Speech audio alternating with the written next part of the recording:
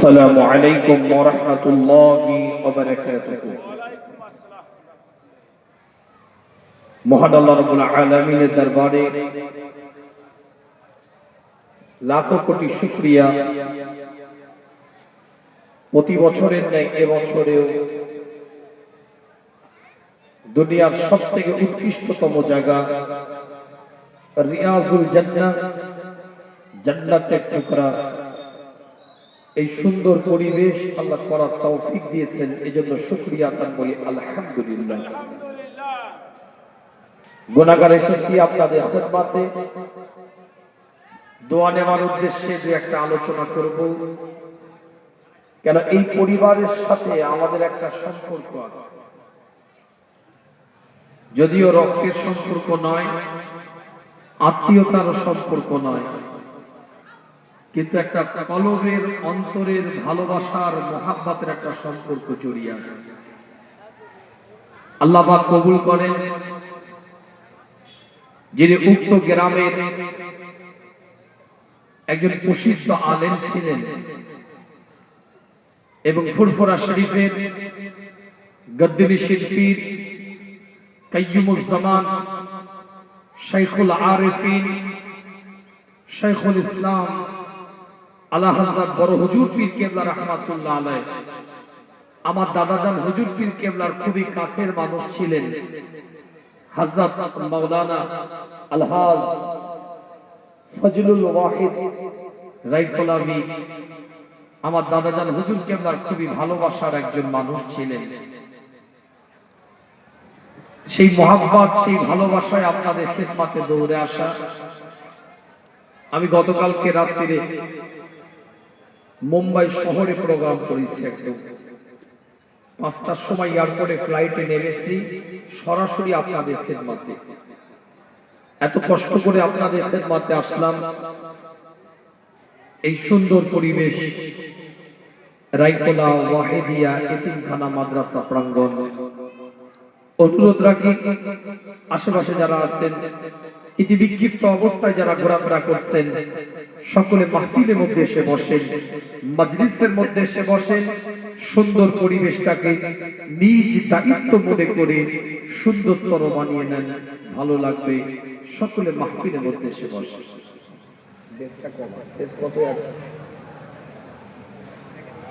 কমিয়ে দেন, টোনটাকে হাই করেন, টোনটা আটকে দেন, রিভাবটা বাড়ান। ইন্নাল হামদুলিল্লাহ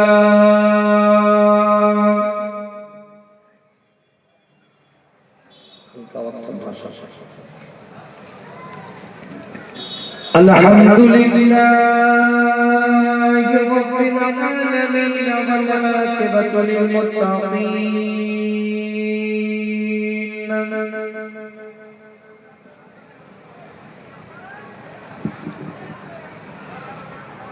والصلاة والسلام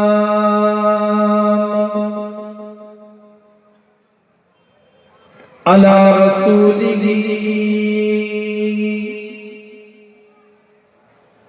وعلى آله وأصحابه أجمعين.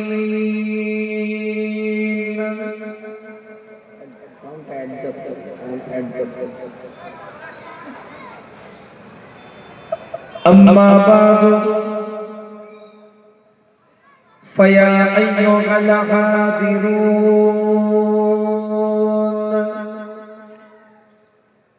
رحمنا ورحمكم الله.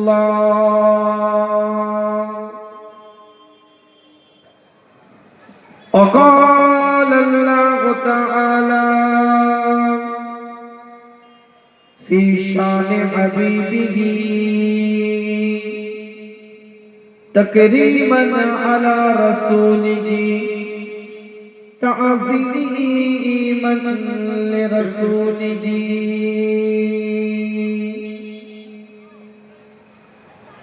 إن الله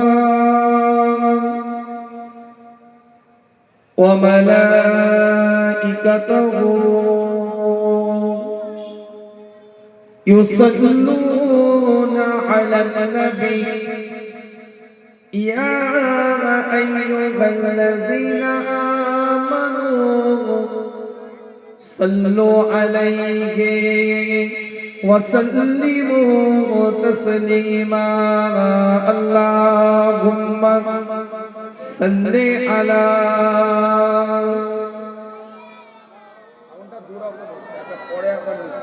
স্মুথ ভাষা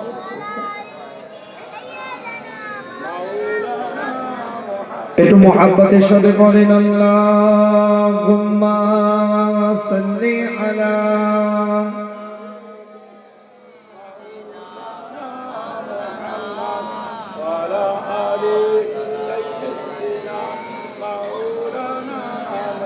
चीनो अरब हमारा हिंदुस्तान हमारा मुस्लिम है हम वतन है सारा जहां हमारा चीनो अरब हमारा हिंदुस्तान हमारा मुस्लिम है हम वतन है सारा जहां हमारा तौहीद की अमानत सीनों में है हमारी तौहीद की अमानत सीनों में है हमारी आशा नहीं मिटाना नामो निशा हमारा आशा नहीं मिटाना नामो निशा हमारा चीनो अरब हमारा हिंदुस्तान हमारा मुस्लिम है हम वतन है सारा जहां हमारा दुनिया के बुतकनों में ओ जो पहला घर खुदा का दुनिया के बुतकनों में ओ घर जो खुदा पहला घर खुदा का हम उसके पास बाग है ओ पास बाग हमारा हम उसके पास बाग है ओ पास बाग हमारा चीनो अरब हमारा हिंदुस्तान हमारा मुस्लिम है हम वतन है सारा जहां हमारा तैगों के साए में हम पल कर जवा हुए हैं तैगों के साए में हम पल कर जवा हुए हैं खंजर हिलाल का है कौमी निशा हमारा खंजर हिलाल का है कौमी निशा हमारा मगरिब की वादियों में गूंजी अज़ा हमारी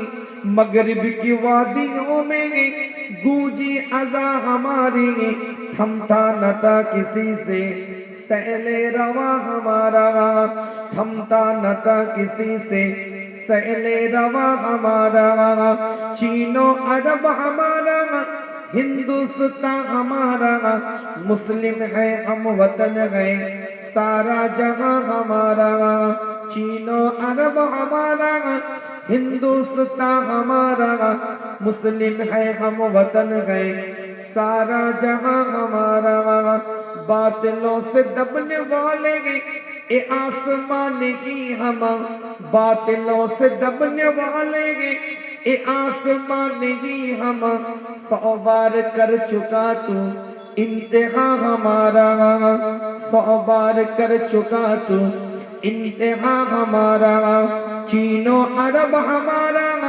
हिंदुस्तान हमारा मुस्लिम है हम वतन है सारा जहां हमारा ए गुलिस्तान उंदुलुस ओ दिन है याद तुझको था तेरी डालियों पर जब आशियां हमारा अल्लाहुम्मा सल्ली अला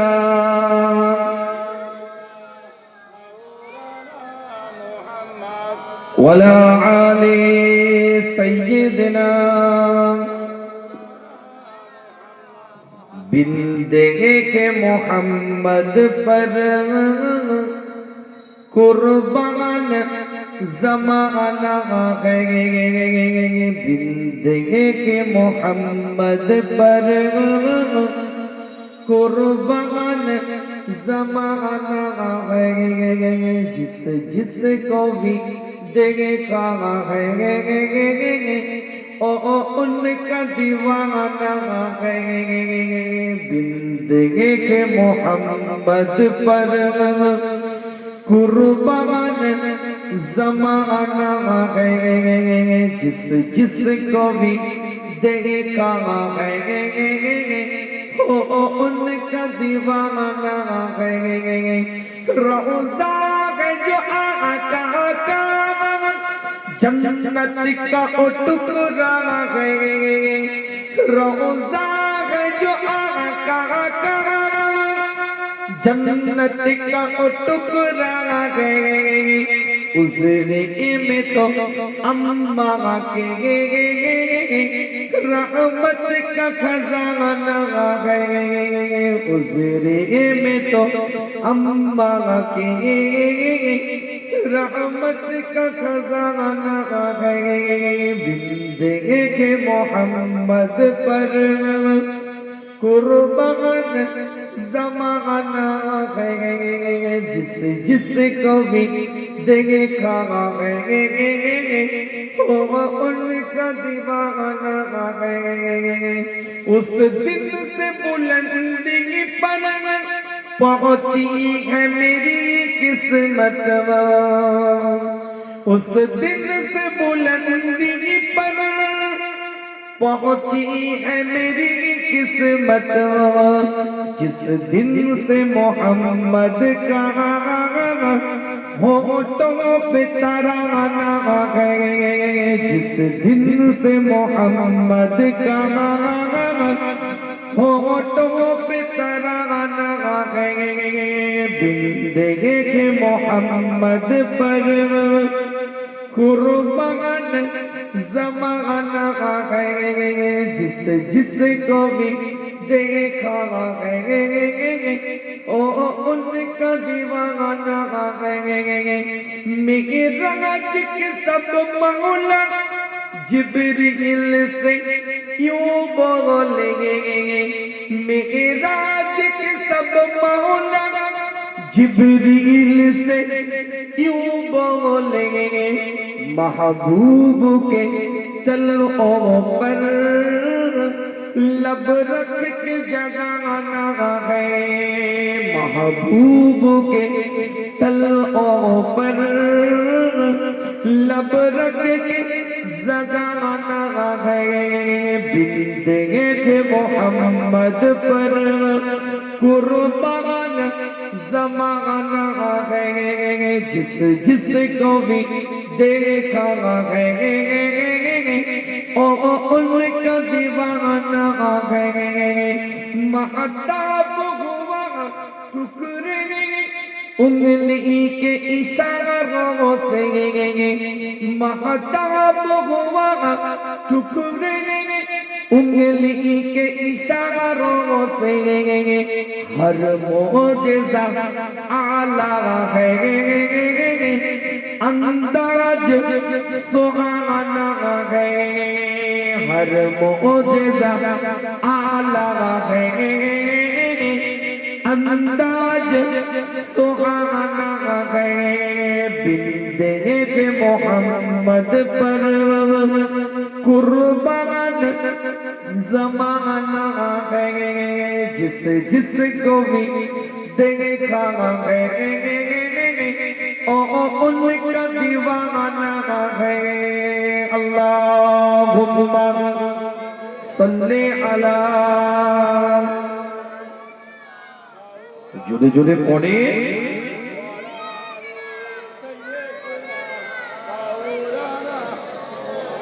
জিকির করে লা ইলাহা আরো জোরে লা ইলাহা লা ইলাহা ইল্লাল্লাহ মুহাম্মাদুর রাসূলুল্লাহ আল্লাহ का जलवा बंदों को दिखला दिया कमली वाले ने अल्लाह का जलवा बंदों को दिखला दिया कमली वाले ने जो चाँद छुपी थी बदलों में चमका दिया कमली वाले ने जो चाँद छुपी थी बदलों में चमका दिया कमली वाले ने मैं खाना गिरा बुत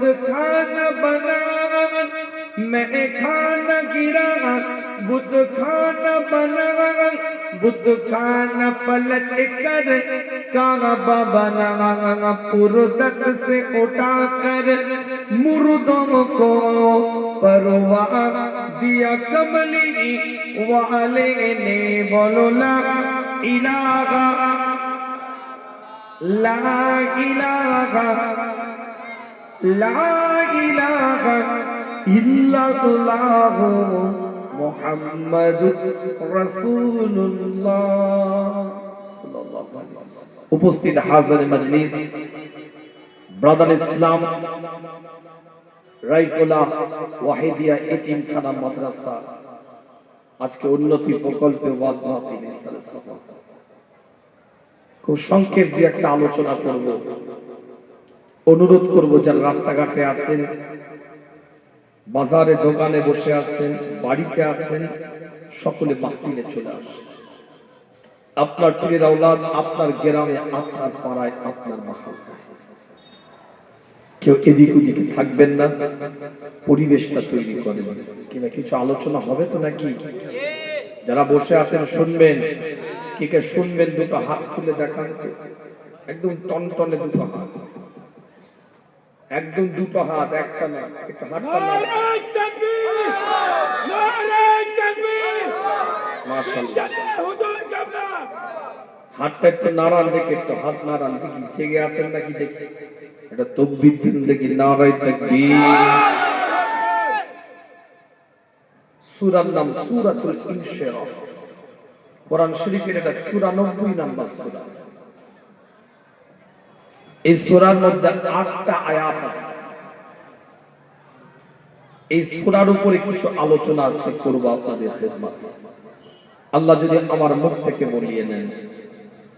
আল্লাহ পাক এলান করছেন, আলাম নাশরাহ লাকা সাদরাক ওয়া ওয়াদা'না আনকা বিযরাক আল্লাযী আনকাদা যাহরাক ওয়া রাফa'না লাকা যিকরাক فإن مع العسر يسرا إن مع العسر يسرا فإذا فرغت فانصب وإلى ربك فارغب। 8টা আয়াত দিয়েছে কোরআন শরীফের 94 নম্বর সূরা। সূরার নাম সূরাতুল ইনশিরাহ। 6টা আয়াতের উপরে আমার রাসূলের শান মান ইজ্জতের উপরে আল্লাহ আয়াতকে নাযিল করেছেন। এই আলোচনার দিকে এগিয়ে যাওয়ার আগে ছোট্ট করে একটা কথা বলে দিই। হযরত নূহ আলাইহিস সালাম রাস্তা দিয়ে হেঁটে হেঁটে যাচ্ছে। হঠাৎ করে একটা বৃদ্ধা মহিলা অঝোর করে রোনাজারি করছে। নূহ নবী বৃদ্ধা মহিলাটার কাছে গিয়ে জিজ্ঞাসা করলেন, মা কাঁদছো কেন? তোমার কি হয়েছে, তুমি কাঁদছো? বলে, বাবু আমার একটা বাচ্চা মারা গেছে, সন্তান মারা গেছে। নূহ আলাইহিস সালাম বলছে, তার বয়স কত হয়েছিল? বলে 400 বছর। নূহ নবী ওই বৃদ্ধা মহিলাটাকে তৎক্ষণিক চুপ করাবার জন্য, সাবাব দেওয়ার জন্য বলছে, মা আখেরি জামানার একটা নবী হবে, রাসূল হবে, পয়গম্বর হবে। সেই নবী রাসূল পয়গম্বরের উম্মতিদের গড় আয়ু হবে 65 থেকে 70 বছর। ওই বৃদ্ধা মহিলা চুপ করে গেল।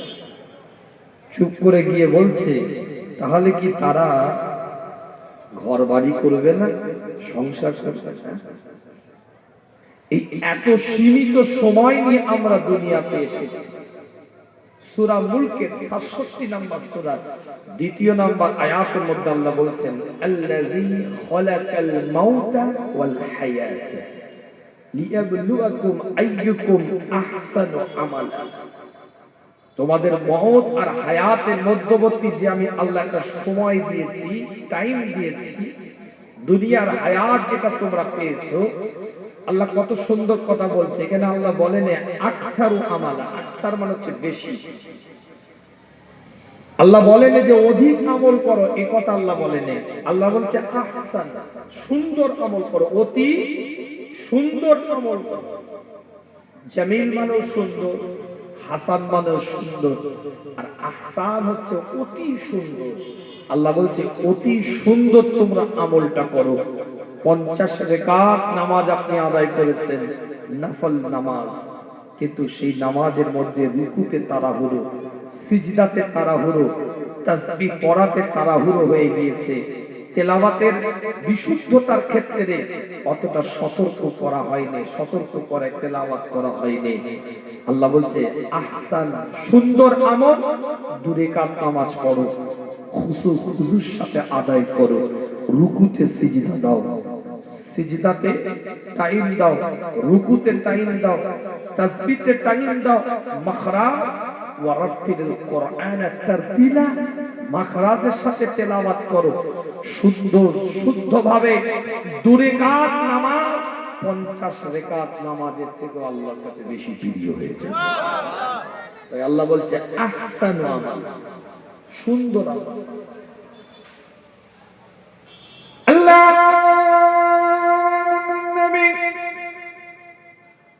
নবী মুহাম্মদুর রাসূলুল্লাহ সাল্লাল্লাহু আলাইহি ওয়াসাল্লামের উপরে এক একটা কোরআনের আয়াতকে আল্লাহ পাক নাযিল করে দেয়। টুকটুক করে আলোচনাগুলো আপনাদের খেদমতে আগিয়ে নিয়ে যাব। সংক্ষেপ আলোচনা আজকে আপনাদের খেদমতে সূরাতুল ইনশিরাহ থেকে 8টা আয়াতের উপরে কিছু কথা বলবো। তার আগে একটু পরিবেশটা আপনাদের খেদমতে তৈরি করে নিই, একটু সিচুয়েশনটা একটু দেখে নিই। আজ বসে আছেন এই মাদ্রাসা এতিমখানা প্রাঙ্গণে, আজকে সীমিত সময়ের জন্য আল্লাহ আপনাকে আমাকে দুনিয়ার মধ্যে পাঠিয়েছে। লিমিটেড কিছু একটা টাইম আল্লাহ পাক আপনাকে আমাকে দিয়ে দিয়েছে, কিন্তু উম্মতে মুহাম্মাদির জন্য আল্লাহ পাক কিছু ইবাদতের রাতকে নির্ধারণ করে দিয়েছে। উম্মতে মুহাম্মাদির জন্য কিছু বিশেষ অফার আল্লাহ পাক দিয়ে দিয়েছে। যেমন একটা রাতকে আপনি আমি অতিক্রম করলাম, রজব মাসের 27 তারিখের দিনগত রাত, যেই রাতটাকে আপনি আমি বলে থাকি শবে মিরাজের রাত। কোরআনের ভাষায় যে রাত সম্পর্কে বলা হয়েছে সূরা বনী ইসরাঈল 17 নম্বর সূরা 1 নম্বর আয়াতের মধ্যে আল্লাহ পাক জানিয়ে দেয় সুবহানাল্লাযী আসরা বিআবদিহি লাইলাম মিনাল মাসজিদিল হারাম ইলাল মাসজিদিল আকসাল্লাযী إلى الأقصى الذي باركنا حوله لنريه من آياتنا إنه هو السميع البصير। যেমন সূরাতুল বনী ইসরাঈলের প্রথম আয়াতে আল্লাহ আমার নবী সরকার কায়নাত মদিনাতুল ইমামুল মুরসালিন ইমামুল হুদা ইমামুল কিবলাতাইনের মিরাজ সংক্রান্ত আয়াতকে নাযিল করে পৃথিবীর বুকে একটা নিদর্শন করে দিলেন। এই রাতের গুরুত্বটা আমার রাসূল বুঝিয়ে দিলেন। ঠিক এই মাসের এই রজবের পরে আজ যে মাসটার মধ্যে আপনি আমি বসে আছি, এই এতিমখানা মাদ্রাসা প্রাঙ্গণে আজকে এই সুন্দর মাহফিলের মধ্যে আরবিতে এই মাসটাকে বলা হয় শাবান মাস। এই মাসের মধ্যেও আমার আল্লাহ একটা রজনী দিয়েছে, রাত দিয়েছে। সূরাতুদ দুখানটা খুলে দেখেন, সেই রাতটা সম্পর্কে কোরআন বলছে লাইলাতুল মুবারাকা, মুবারক পূর্ণ রাত, যেটা হাদিসের ভাষায় লাইলাতুল মুবারাকা বলা হয়েছে, আল্লাহ কোরআনের ভাষায় লাইলাতুল মুবারাকা বলা হয়েছে, যেটা হাদিসের ভাষায় বলা হয়েছে লাইলাতুল নিসফি মিনাশ শাবান, অর্থাৎ শাবান মাসের 14 তারিখের দিনগত রাত, যে দিনটাকে আপনি আমি যে রাতটাকে আওয়াজ দিয়ে বলতে থাকি আপনি আমি প্রচলিত ভাষায় শবে বরাত, এটা কোরআনের ভাষায় লাইলাতুল মুবারাকা, হাদিসের ভাষায় নিসফে শাবান, অর্থাৎ মধ্য শাবানের রজনীর রাত। কথা কিছু বুঝতে পারছেন না? এবার লেখা শুরু হয়ে যাবে, ফতোয়া দেওয়া শুরু হয়ে যাবে, ফেসবুকে দেখবেন বেদাত কোরআনে নাই, হাদিসে নাই, ওরা খুঁজে পাচ্ছে না। ওরা নামাজটা কোরআনে খুঁজে পেয়েছে, না পায়নি, কি করে পেল? ওরা রোজাটাকে কোরআনে খুঁজে পেয়েছে, আমি বলি না পাইনি। ওরা ফেরেশতা কোরআনে, আপনার ওরা ফেরেশতা কোরআনে দেখাতে পারবে না, নামাজও কোরআনে দেখাতে পারবে না, রোজাও কোরআনে দেখাতে পারবে না, দোজাখ কোরআনে দেখাতে পারবে না, বেহেশত এই শব্দ কোরআন হাদিসে কোন জায়গায় দেখাতে পারবে না। চ্যালেঞ্জ করে গেলাম, কেন নামাজ হচ্ছে ফার্সি শব্দ, রোজা হচ্ছে ফার্সি শব্দ, ফেরেশতা হচ্ছে ফার্সি শব্দ, দোজখ হচ্ছে ফার্সি শব্দ, বেহেশত হচ্ছে ফার্সি শব্দ। কোরআন নাজিল হয়েছে আরবিতে, তাহলে এর ভার্সন আছে আরবি ভার্সন। যখনই তাকে বলবেন নামাজ কোথায় কোরআনে, তারা পরিষ্কার বলবেন নামাজ কোরআনে কি করে আসবে, ওটা সালাত নামে আছে। রোজা কোথায় কোরআনে, ওরা বলবে রোজা কোথায় কোরআনে পাবে, ওটা কি আরবি শব্দ নাকি? ওটা তো সিয়াম নামে আছে, ফেরেশতা মালাইকা নামে আছে, দোজখ জাহান্নাম নামে আছে, বেহেশত জান্নাত নামে আছে। ওরা এইভাবে কোট টু কোট আলোচনা করবে।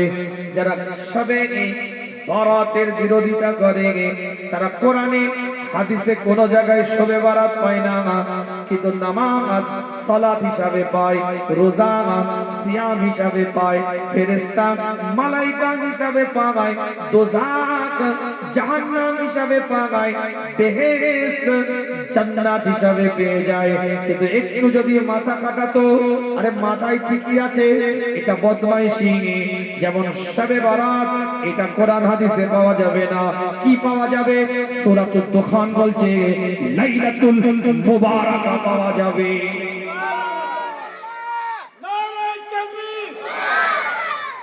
সব মানে হচ্ছে রাত, বরাত মানে হচ্ছে নাজাত। হাদিসের ভাষায় নিসফে শাবান, নিসফু শাবান, শাবান মাসের 14 তারিখে দিনগত রাতকে বোঝানো হয়েছে। আল্লাহ নবী মুহাম্মদুর রাসূলুল্লাহ সাল্লাল্লাহু আলাইহি ওয়াসাল্লাম এলান করে দেয়, কিতাবটা খুলে দেখেন, পরিষ্কার করে লেখা আছে, না বানোয়াটি আলোচনা আপনাদের খিদমতে নয়, দলিল কেন্দ্রিক দুটো কথা বলে যাচ্ছি। আম্মা জান আয়েশা সিদ্দিকা রাদিয়াল্লাহু তাআলা আনহা থেকে হাদিস রিওয়ায়াত, ও হাদিসে সাহাবারা রিওয়ায়াত করেছে, আল্লাহ নবী শাবানে যখন চন্দ্রটা দেখতেন, শাবান মাসে যখন চাঁদটা হুজুর দেখতেন, হুজুর রোজা রাখা আরম্ভ করে দিতেন, হুজুর সিয়াম করা আরম্ভ করে দিতেন, হুজুর রোজা রাখতে শুরু করে দিতেন। সাহাবে کرام হুজুর রাদিয়াল্লাহু তাআলা আমার নবী মুস্তাফা তাজেদার হারাম এমন অনেক বছর গিয়েছে, হুজুর যতদিন পর্যন্ত সওয়ালের চাঁদ না দেখে, অর্থাৎ ঈদুল ফিতরের চাঁদ, সওয়ালের চাঁদ যতক্ষণ না দেখেছে, হুজুর রোজা রাখা বন্ধ করেন না। নাই এমন অনেক বছর গেছে, আমার নবী টানা 60 দিন, অর্থাৎ টানা 2 মাস রোজা শাবান এবং রমাদান একসাথে আদায় করেছে। হাদিস বলছে কোন চতুর্থ তাদের গল্প বলে আল্লাহর নবী নবী মুহাম্মদুর রাসূলুল্লাহ সাল্লাল্লাহু আলাইহি ওয়াসাল্লাম জানিয়ে দেন, আল্লাহ পাক এই রাত্রিরে কোন রাত্রিরে যেই রাতটাকে বলা হয়েছে নিসফু শাবান 14 তারিখের দিনগত রাত, যেই রাতটাকে আপনি আমি বলে থাকি সবে বরাতের রাত, বরাতের রাত, নাজাতের রাত আপনি আমি বলে থাকি। এই রাত্রির সম্পর্কে আল্লাহ নবী মুহাম্মদুর রাসূলুল্লাহ সাল্লাল্লাহু আলাইহি ওয়াসাল্লাম বলেন, এই রাত্রিরে আমার আল্লাহ সবাইকে ক্ষমা করে দেয়। হাদিস বলছি, সহিহ হাদিস, মারফু মুত্তাসিল বা ইনকিতা সিকা রাবি দ্বারা প্রমাণিত, পরিষ্কার অক্ষরে রাসূল জানিয়ে দেয়, আমার আল্লাহ এই রাত্রিরে সবাইকে ক্ষমা করে দেয়, সবাইকে মাফ করে দেয়, সবাইকে ক্ষমা করে দেয়। কেবলমাত্র দুই শ্রেণীর মানুষকে আমার আল্লাহ এই রাত্রিরে ক্ষমা করে না, এই রাত্রিরে মাফ করে না। এক নাম্বার হচ্ছে যে মুশরিক, আমার আল্লাহ তাদেরকে ক্ষমা করেন না, অর্থাৎ যার মধ্যে ঈমান নাই, ঈমানি হালাতে যারা দাঁড়িয়ে নাই, আল্লাহকে এক বলে মানে না, মুস্তাফাকে নবী বলে স্বীকারোক্তি দেয় না, কোরআনকে গাইড বুক হিসাবে অ্যাকসেপ্ট করে না, নবীর তরিকা অনুযায়ী নিজেদেরকে পরিচালিত করে না, এই রকম ব্যক্তিত্ব পৃথিবীর মধ্যে যারা মুশরিক, আমার আল্লাহ তাদেরকে এই রাত্রিরে ক্ষমা করেন না। আর দ্বিতীয় নাম্বার, যার অন্তরের মধ্যে হিংসা আছে, হিংসুক বিদ্বেষ মনোভাব নিয়ে ঘুরে বেড়ায়, আমার আল্লাহ এই দুই শ্রেণীর মানুষকে এই রাত্রিরে ক্ষমা করেন না। কোন রাত্রিরে? লাইলাতুল নিসফি মিনাশ শাবানের রাত্রিরে। কোন রাত্রিরে? লাইলাতুল মুবারাকার রাত্রিরে। কোন রাত্রিরে? যেই রাত্রিটাকে আপনি আমি শবে বরাত বলে থাকি, এই রাত্রিরে এই দুই শ্রেণীর মানুষ ছাড়া আমার আল্লাহ সবাইকে ক্ষমা করে দেয়।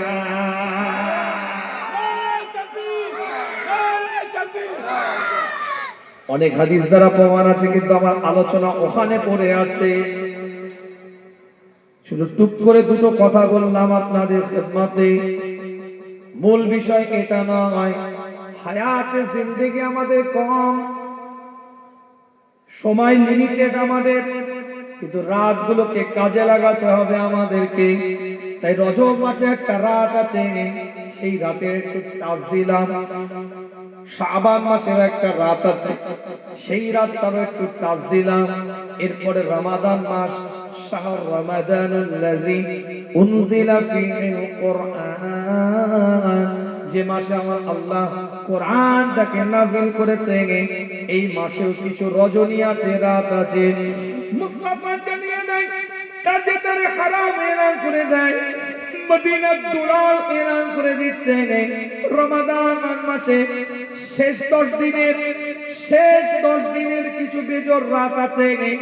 শেষ 10 দিনের 5টা বেজর রাতের মধ্যে একটা রাত লাইলাতুল কদরের রাত, একটা রাত সম্পর্কে আমার আল্লাহ খোদ কোরআনের মধ্যে ডাইরেক্ট এলান করে দিচ্ছে, লাইলাতুল কদরে খায়রুম মিন আলফি শাহর, 1000 মাসের থেকেও একটা রাত যাওয়া আল্লাহ খায়রুম মিন আলফি শাহর, 1000 মাসের রাতের থেকেও আমার আল্লাহ উচ্চ মাকাম আল্লাহ দান করে দিয়েছে।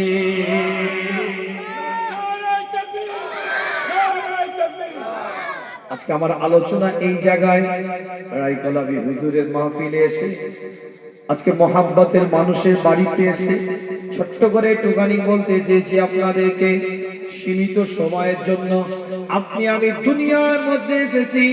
1000 বছর বাঁচবো না, 900 বছর বাঁচবো না, আল্লাহ যদি হায়াত দেয় ভিন্ন বিষয়, কিন্তু গড় আয়ু বলছে 60 থেকে 65। কথা বলে না,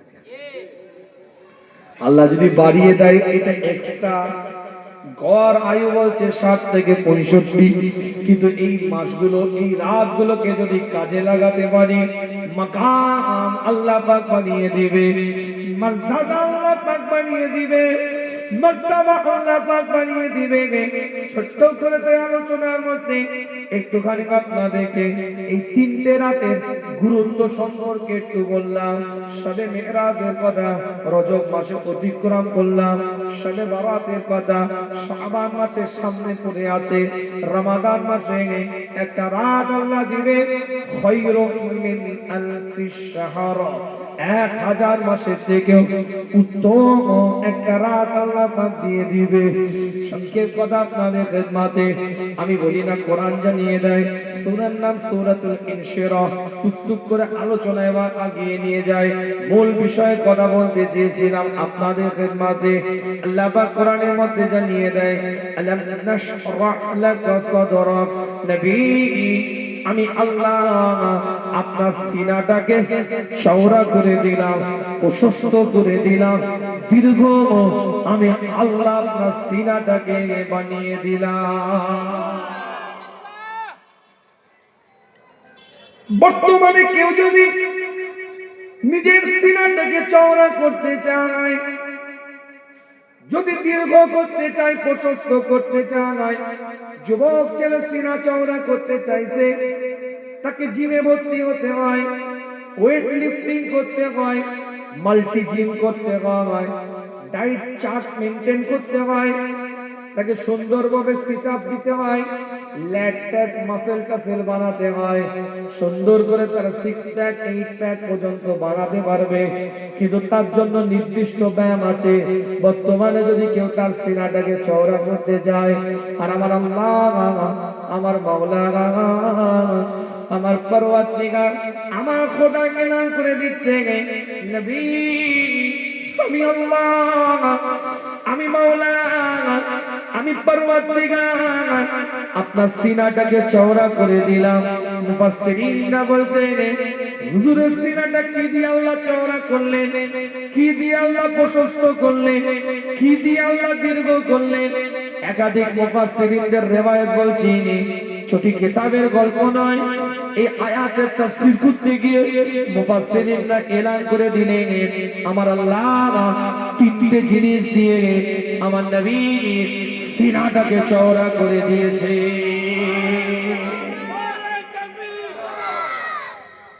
এক নাম্বার, ইলমের দ্বারা নবীর সিনাটাকে আল্লাহ চওড়া করে দিলেন ইলমের দ্বারা। পৃথিবীর মধ্যে যত নবী রাসূল পয়গম্বর দুনিয়াতে এসেছে 1,23,999টা নবী আমার রাসূলের আগে এসেছে। মতান্তরে 2,23,999টা নবী আমার রাসূলের নবুয়তের পূর্বে এসেছে। সমস্ত নবী, সমস্ত রাসূল, সমস্ত পয়গম্বরদের মেসেঞ্জারদের নবুয়তের ইলমগুলোকে যদি এক জায়গায় করা হয়, সমস্ত নবী, রাসূল, পয়গম্বরদের নবুয়তের ইলমকে যদি এক জায়গায় করা হয়, আমার নবীর 23 বছরের নবুয়তের ইলমের ধারে ধারে পৌঁছাতে পারবে না। এখন অনেকে প্রশ্ন করবে, তারাও নবী, আমার রাসূলও নবী। তোমার হাতেও মোবাইল, আর এক হুজুরের হাতে আইফোন, র‍্যামের পার্থক্য আছে না নাই? মেগাপিক্সেলের পার্থক্য আছে না নাই? হার্ড ডিস্কের পার্থক্য আছে না নাই? দুটোই তো মোবাইল, তার র‍্যাম আলাদা, হার্ড ডিস্ক আলাদা, প্রসেসর আলাদা, নাম কিন্তু মোবাইল, কিন্তু অ্যাবিলিটি আলাদা, মেমোরি আলাদা। এত জিবি মেমোরি, একই মোবাইল, একই মডেল, কিন্তু মেমোরি আলাদা। সবই বাইক, কিন্তু মডেলের পার্থক্য আছে না নাই? একই নামের বাইকের মডেলের পার্থক্য আছে। একই গাড়ি, নাম এক, কিন্তু মডেলের পার্থক্য আছে না নাই? একই জামা, আপনিও পাঞ্জাবি, আমিও পাঞ্জাবি পরে আছি, এখানে সবাই মোটামুটি শীতকালীন পোশাক পরে আছে। কারোর কাছে জ্যাকেট আছে, কারোর কাছে সোয়েটার আছে, কারোর কাছে মাফলার আছে। সবাই কিন্তু শীতকালীন পোশাকটা গায়ের মধ্যে লাগিয়ে আছে, কিন্তু প্রত্যেকের পোশাকের কোয়ালিটি কিন্তু এক নয়। কারোর গায়ে একটা 2500 টাকা কাশ্মীরি শাল আছে, আবার কারোর কাছে 650 টাকা দামেরও একটা শাল আছে। আপনি কি বলতে পারবেন এটা শাল নয়? সবাই নবী, কিন্তু আল্লাহ ক্ষমতা পাওয়ার আলাদা দিয়েছে। একটু জোরে বলা যাবে? আর একটু জোরে বলা যাবে না?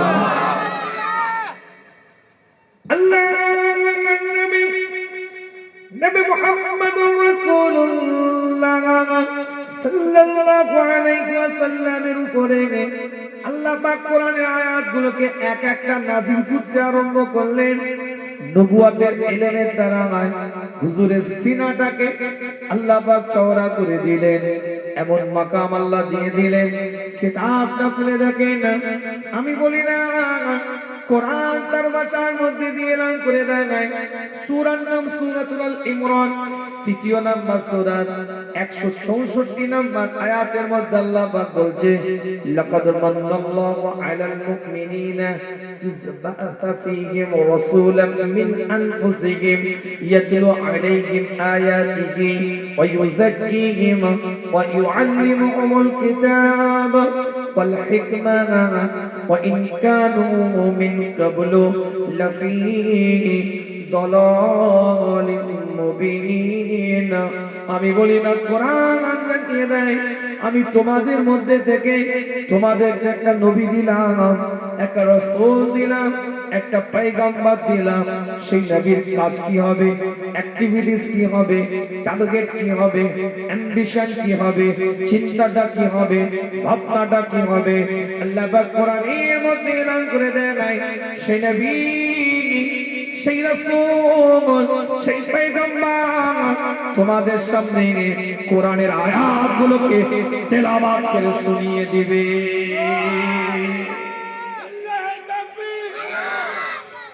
সেই নবীর প্রথম কাজ কি? ইয়াতলু আলাইহিম আয়াতিহি।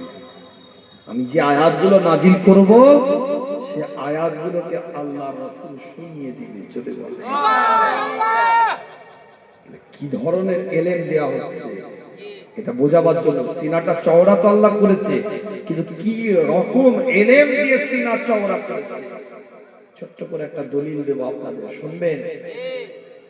হযরত মুআবিয়া রাদিয়াল্লাহু তাআলা আনহু বসে আছেন, তৎকালীন রোম সম্রাটের কাছ থেকে 7টা প্রশ্ন লিখে পাঠানো হয়েছে। নবীর এলেমটা দেখে এটা বুঝে যাবে কেন সিনা চওড়া হলো, পার্থক্য কি। 7টা প্রশ্ন লিখে পাঠিয়েছে হযরত মুআবিয়া রাদিয়াল্লাহু তাআলা আনহু, কাতিবে ওহী, ওহীর লেখক, আমিরুল মুমিনিন, খেলাফতের শাসন আমলে হযরত মুআবিয়া রাদিয়াল্লাহু তাআলা আনহু সঙ্গে সঙ্গে আওয়াজ দিয়ে ডাকছে কাকে? কিতাবগুলো খুলে দেখেন, হযরত আব্দুল্লাহ ইবনে আব্বাস রাদিয়াল্লাহু তাআলা আনহুকে, যাকে রাইসুল মুফাসসিরিন বলা হয়। চলে সুবহানাল্লাহ, হিব্রুল উম্মাহ বলা হয়। হযরত আব্দুল্লাহ ইবনে আব্বাস রাদিয়াল্লাহু তাআলা আনহুকে বলা হয় হিব্রুল উম্মাহ, রাইসুল মুফাসসিরিন।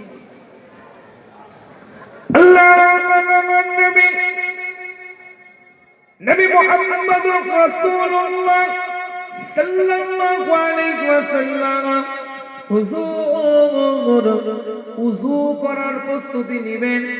হুজুর ইস্তেনজা করে টয়লেট থেকে হুজুর বেরিয়েছেন। হুজুর এভাবে দাঁড়িয়ে আছেন, মুখে কিচ্ছু বলেন নাই। হুজুর টয়লেট থেকে বেরিয়েছেন, ইস্তেনজা করে বেরিয়েছেন। হঠাৎ করে দেখতে পান একটা ছোট্ট বাচ্চা ছেলে হাতের মধ্যে পানি নিয়ে দাঁড়িয়ে আছে। আল্লাহ নবী, আল্লাহ রাসূল তার দিকে তাকিয়ে বললেন যে তুমি আব্দুল্লাহ ইবনে আব্বাস না? তুমি আব্বাসের চাচার আমার ছেলে আব্দুল্লাহ না? বলে হ্যাঁ হুজুর, আমি আব্দুল্লাহ ইবনে আব্বাস, আব্বাসের ছেলে। আব্দুল্লাহ আপনার চাচাতো ভাই, হুজুর কিচ্ছু বলেন না তার দিকে, কিন্তু হুজুর পানিটা নিয়ে সে দাঁড়িয়ে আছে। আল্লাহ নবী তাকে জিজ্ঞাসা করলেন, তুমি হাতের মধ্যে পানি নিয়ে কেন দাঁড়িয়ে আছো? ছোট্ট বাচ্চা ছেলে আব্দুল্লাহ ইবনে আব্বাস বলে, ইয়া রাসূলুল্লাহ, ইয়া হাবিবাল্লাহ, হুজুর আপনি ইস্তেনজা করে বেরোবেন, আপনি টয়লেট থেকে বেরোবেন, আমি ভেবেছি আপনি ওযু করবেন। আল্লাহ নবী আল্লাহ রাসূল ছোট্ট ওই বাচ্চা ছেলেটার জন্য, আপন চাচাতো ভাইয়ের জন্য আল্লাহর কাছে দুটো হাত তুলে দোয়া করলেন, আল্লাহ তুমি আব্দুল্লাহ ইবনে আব্বাসকে কবুল করে নাও। আল্লাহ তুমি এই যুগের সব থেকে আলা মাকামের জ্ঞান অর্জনকারী ব্যক্তিত্বের মধ্যে টপ র্যাঙ্কে আমার আব্বাসের সন্তান আব্দুল্লাহ ইবনে আব্বাসকে আল্লাহ আপনি কবুল করে নেন। নারে তাকবীর। আল্লাহ নবী সাহাবা হযরত মুআবিয়া রাদিয়াল্লাহু তাআলা আনহু হিব্রুল উম্মাহ আব্দুল্লাহ ইবনে আব্বাসকে দিকে পাঠালেন। রোম সম্রাটের শাসন ব্যবস্থা থেকে 7টা প্রশ্ন করা হয়েছে। কেমন কোরআনের শিক্ষা একটু তারা দেখবে, কেমন তারা ওহীর শিক্ষা নিয়ে চলাফেরা করে একটু তারা যাচাই করছে, কেমন তাদের ইলম আছে, ইলমের পরিধিটা কেমন, কোরআনের শিক্ষা শিক্ষিত তারা কেমন আধুনিকরণ, কি সুন্দর তারা সাম্রাজ্য পরিচালনা করছে। এই ডিপনেসটা জানার জন্য কি রকম কোরআনের শিক্ষায় তারা শিক্ষিত, কেমন ওহীর শিক্ষা তাদেরকে দেওয়া হয়েছে, রিসালাতের শিক্ষা কেমন তাদেরকে দেওয়া হয়েছে, তাদের মধ্যে ওহীর জ্ঞানটা কেমন আছে। মুস্তাফা যে কোরআন গুলোকে শুনিয়েছে, ইয়াতলু আলাইহিম আয়াতিহি, যে আয়াতগুলোকে শুনিয়েছে, এই আয়াতের জ্ঞানটাকে তারা কেমন ভাবে রপ্ত করেছে এটা জানার জন্য রোম সম্রাটের পক্ষ থেকে 7টা প্রশ্ন করা হয়। প্রথম প্রশ্ন তাদেরকে করা হয়, আল্লাহর কাছে সব থেকে প্রিয় বাক্য কোনটা, আল্লাহ পাকের কাছে সব থেকে পছন্দনীয় বাক্য কোনটা। হযরত আব্দুল্লাহ ইবনে আব্বাসের দিকে লক্ষ্য করে, ইবনে আব্বাসের দিকে লক্ষ্য করে হযরত মুআবিয়া বলতে থাকে, আমার কিছু প্রশ্নের উত্তর জানা আছে, কিন্তু তুমি থাকলে একটু পরিষ্কার করে আমি বলতে পারবো। কি প্রশ্ন করেছে? আব্দুল্লাহ ইবনে আব্বাস বলতে থাকে, আপনি এক একটা আমাকে প্রশ্ন করেন, আমি এক একটা উত্তর দিতে থাকি ইনশাআল্লাহ। প্রথম প্রশ্ন করা হলো, আল্লাহর কাছে সব থেকে প্রিয় বাক্য কোনটা? হযরত আব্দুল্লাহ ইবনে আব্বাস রাদিয়াল্লাহু তাআলা কোন চিন্তা, কোন ভাবনা, কোন চেতনা না করে চিৎকার আওয়াজ দিয়ে বলতে শুরু করলেন, সুবহানাল্লাহি ওয়ালহামদুলিল্লাহি ওয়ালা ইলাহা ইল্লাল্লাহু আল্লাহু আকবার। এটা আল্লাহর কাছে সব থেকে প্রিয় বাক্য। দ্বিতীয়বার প্রশ্ন করা হলো, রোম সম্রাট থেকে লেখা হয়েছে, হিব্রুল উম্মাহ রাইসুল মুফাসসিরিন আব্দুল্লাহ ইবনে আব্বাসকে জিজ্ঞাসা করা হচ্ছে।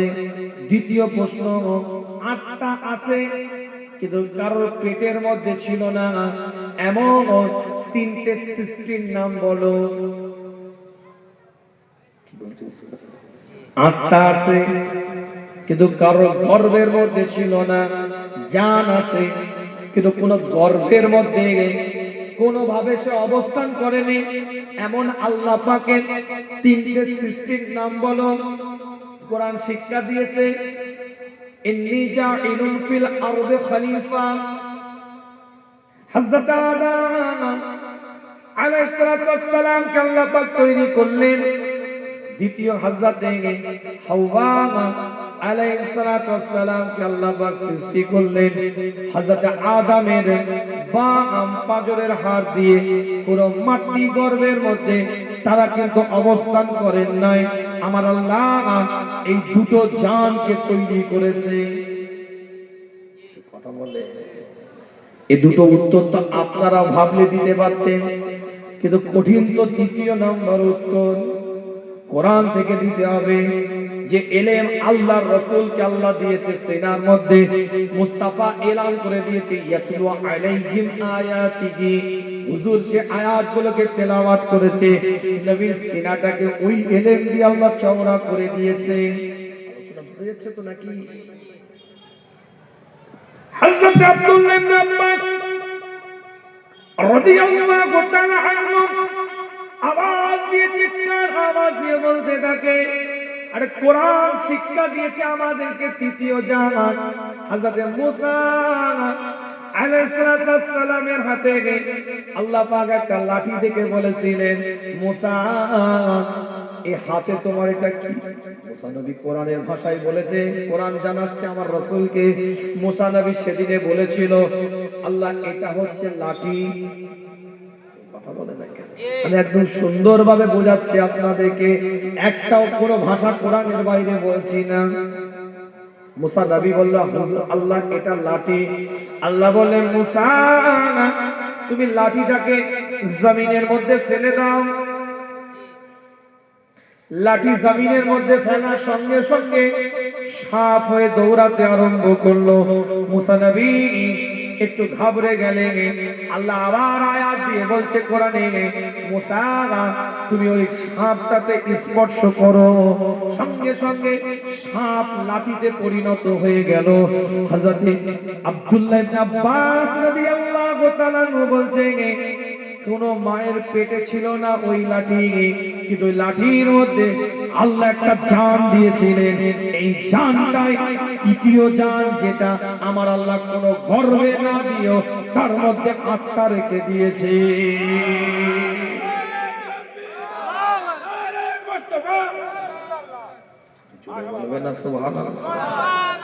জোরে বলা যাবে না সুবহানাল্লাহ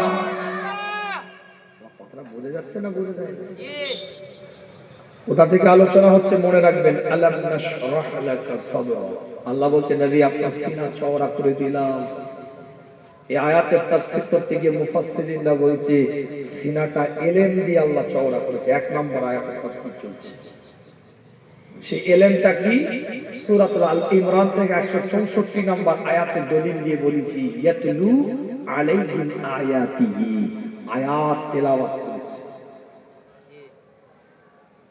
এত গভীরতা আয়াতের মধ্যে রোম সম্রাট প্রশ্ন করেছে আমিরুল মুমিনিন হযরত মুয়াবিয়াকে 7টা প্রশ্নের উত্তর দিতে হবে ওহীর কিতাব থেকে আল্লাহর নবী মুহাম্মদুর রাসূলুল্লাহ সাল্লাল্লাহু আলাইহি ওয়াসাল্লামের দরবারে সাহাবে کرام হুজুররা সব সময় বসে থাকতেন আমিরুল মুমিনিন হযরত মুয়াবিয়া রাদিয়াল্লাহু তাআলা আনহু বসে থাকতেন তিনার সাম্রাজ্য পরিচালনার আমলে 7টা প্রশ্নের তৃতীয় নাম্বার প্রশ্ন করা হয়েছিল আল্লাহর কাছে সব থেকে মর্যাদাবান নারী আর পুরুষের নামটা কি হবে রাইসুল মুফাসসিরিন হিবরুল উম্মাহ হযরত আব্দুল্লাহ ইবনে আব্বাস এলান করে দেয় আল্লাহর দরবারে সব থেকে মর্যাদাবান নারী পুরুষ হচ্ছে হযরত আদম হযরত হাওয়া চতুর্থ প্রশ্ন করা হয় এমন একটা কবরের নাম বলুন যে কবর তার ভিতরে থাকা ব্যক্তিকে নিয়ে চলাচল করেছে এমন একটা কবরের নাম বলেন যে কবর তার ভিতরে থাকা ব্যক্তিটাকে নিয়ে চলমান অবস্থায় চলাচল করেছে হযরত রাইসুল মুফাসসিরিন হিবরুল উম্মাহ হযরত ইউনূস আলাইহিস সালামের কথা বলতে আরম্ভ করে দেয় আল্লাহ পাক হযরত ইউনূস আলাইহিস সালাম যখন মাছের পেটের মধ্যে মাছ কিন্তু নির্দিষ্ট জায়গায় নয় ইউনূস নবীর জন্য ওইটা কবরে রূপান্তরিত হয়ে গিয়েছিল মাছ কিন্তু ছটফট করে এদিক ওদিক দৌড়েছে লা ইলাহা ইল্লা আনতা সুবহানাকা ইন্নী কুনতু মিনাজ জালিমিন আল্লাহ পাক ইউনূস নবীকে মাছের পেট থেকে হেফাজত করেছিলেন ওই মাছের পেটটা না ইউনূস নবীর জন্য চলমান কবরে পরিণত হয়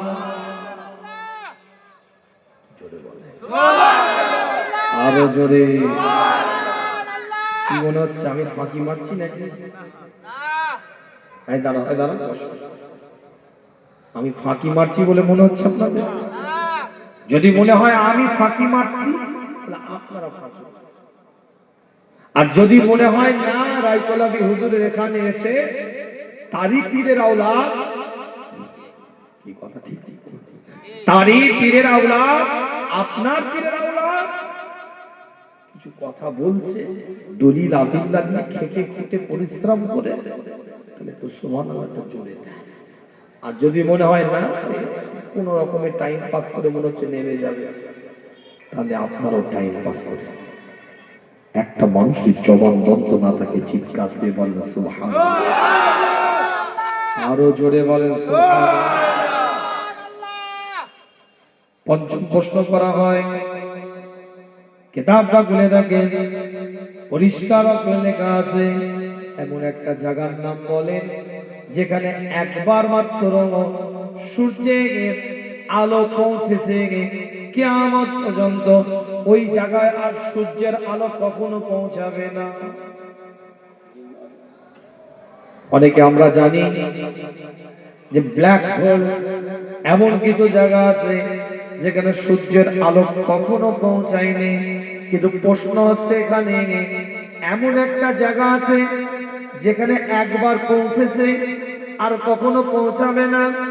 সমস্ত সাহাবারা তাকিয়ে আছে, কি উত্তর দিবে রাইসুল মুফাসসিরিন, কি উত্তর দিবে হিবরুল উম্মাহ, কি উত্তর দিবে আব্দুল্লাহ ইবনে আব্বাস রাদিয়াল্লাহু তাআলা আনহু, আমিরুল মুমিনিন হযরত আমিরুল মুমিনিন মুআবিয়া রাদিয়াল্লাহু তাআলা আনহুর দিকে লক্ষ্য করে বলে, আজ আপনাকে উত্তর দিয়ে দিই, মুসা নবী ফিরাউনের লস্কর যখন তাকে পিছন দিক থেকে আওয়াজ করে তাড়া করলো, বনি ইসরাইলের কিছু মানুষকে নিয়ে যখন হযরত মুসা নবী আগিয়ে যাচ্ছিল, সামনে নীলনদ পড়ে গেল। মুসা নবী রবের দরবারে ফরিয়াদ করছে, আল্লাহ পিছনে আমার উপরে হামলা করবে, সামনে পানি দরিয়ার সামনে এসে পড়ে গিয়েছি, কি করব আল্লাহ? কোরআন বলছে আল্লাহ মুসা নবীর সঙ্গী সাথীদের জন্য 12টা রাস্তা করে দিয়েছিল, ওই 12টা রাস্তা দিয়ে মুসা নবী পার হয়ে গেছে। সূর্যের আলো পড়েছে, ফিরাউন যখন নেমেছে মাঠে ময়দানে তার দল বলকে নিয়ে আল্লাহ আবার পানি দিয়ে দিয়েছে, ওই জায়গায় একবার সূর্যের আলো পৌঁছেছে, কিয়ামত পর্যন্ত আর কখনো সূর্যের আলো পৌঁছাবে না। কি কথা ঠিক ঠিক। ষষ্ঠ প্রশ্ন করা হয়, হযরত মুআবিয়া রাদিয়াল্লাহু তাআলা আনহুকে কাউস কুজা কাকে বলে? কাউস কুজা কাকে বলে?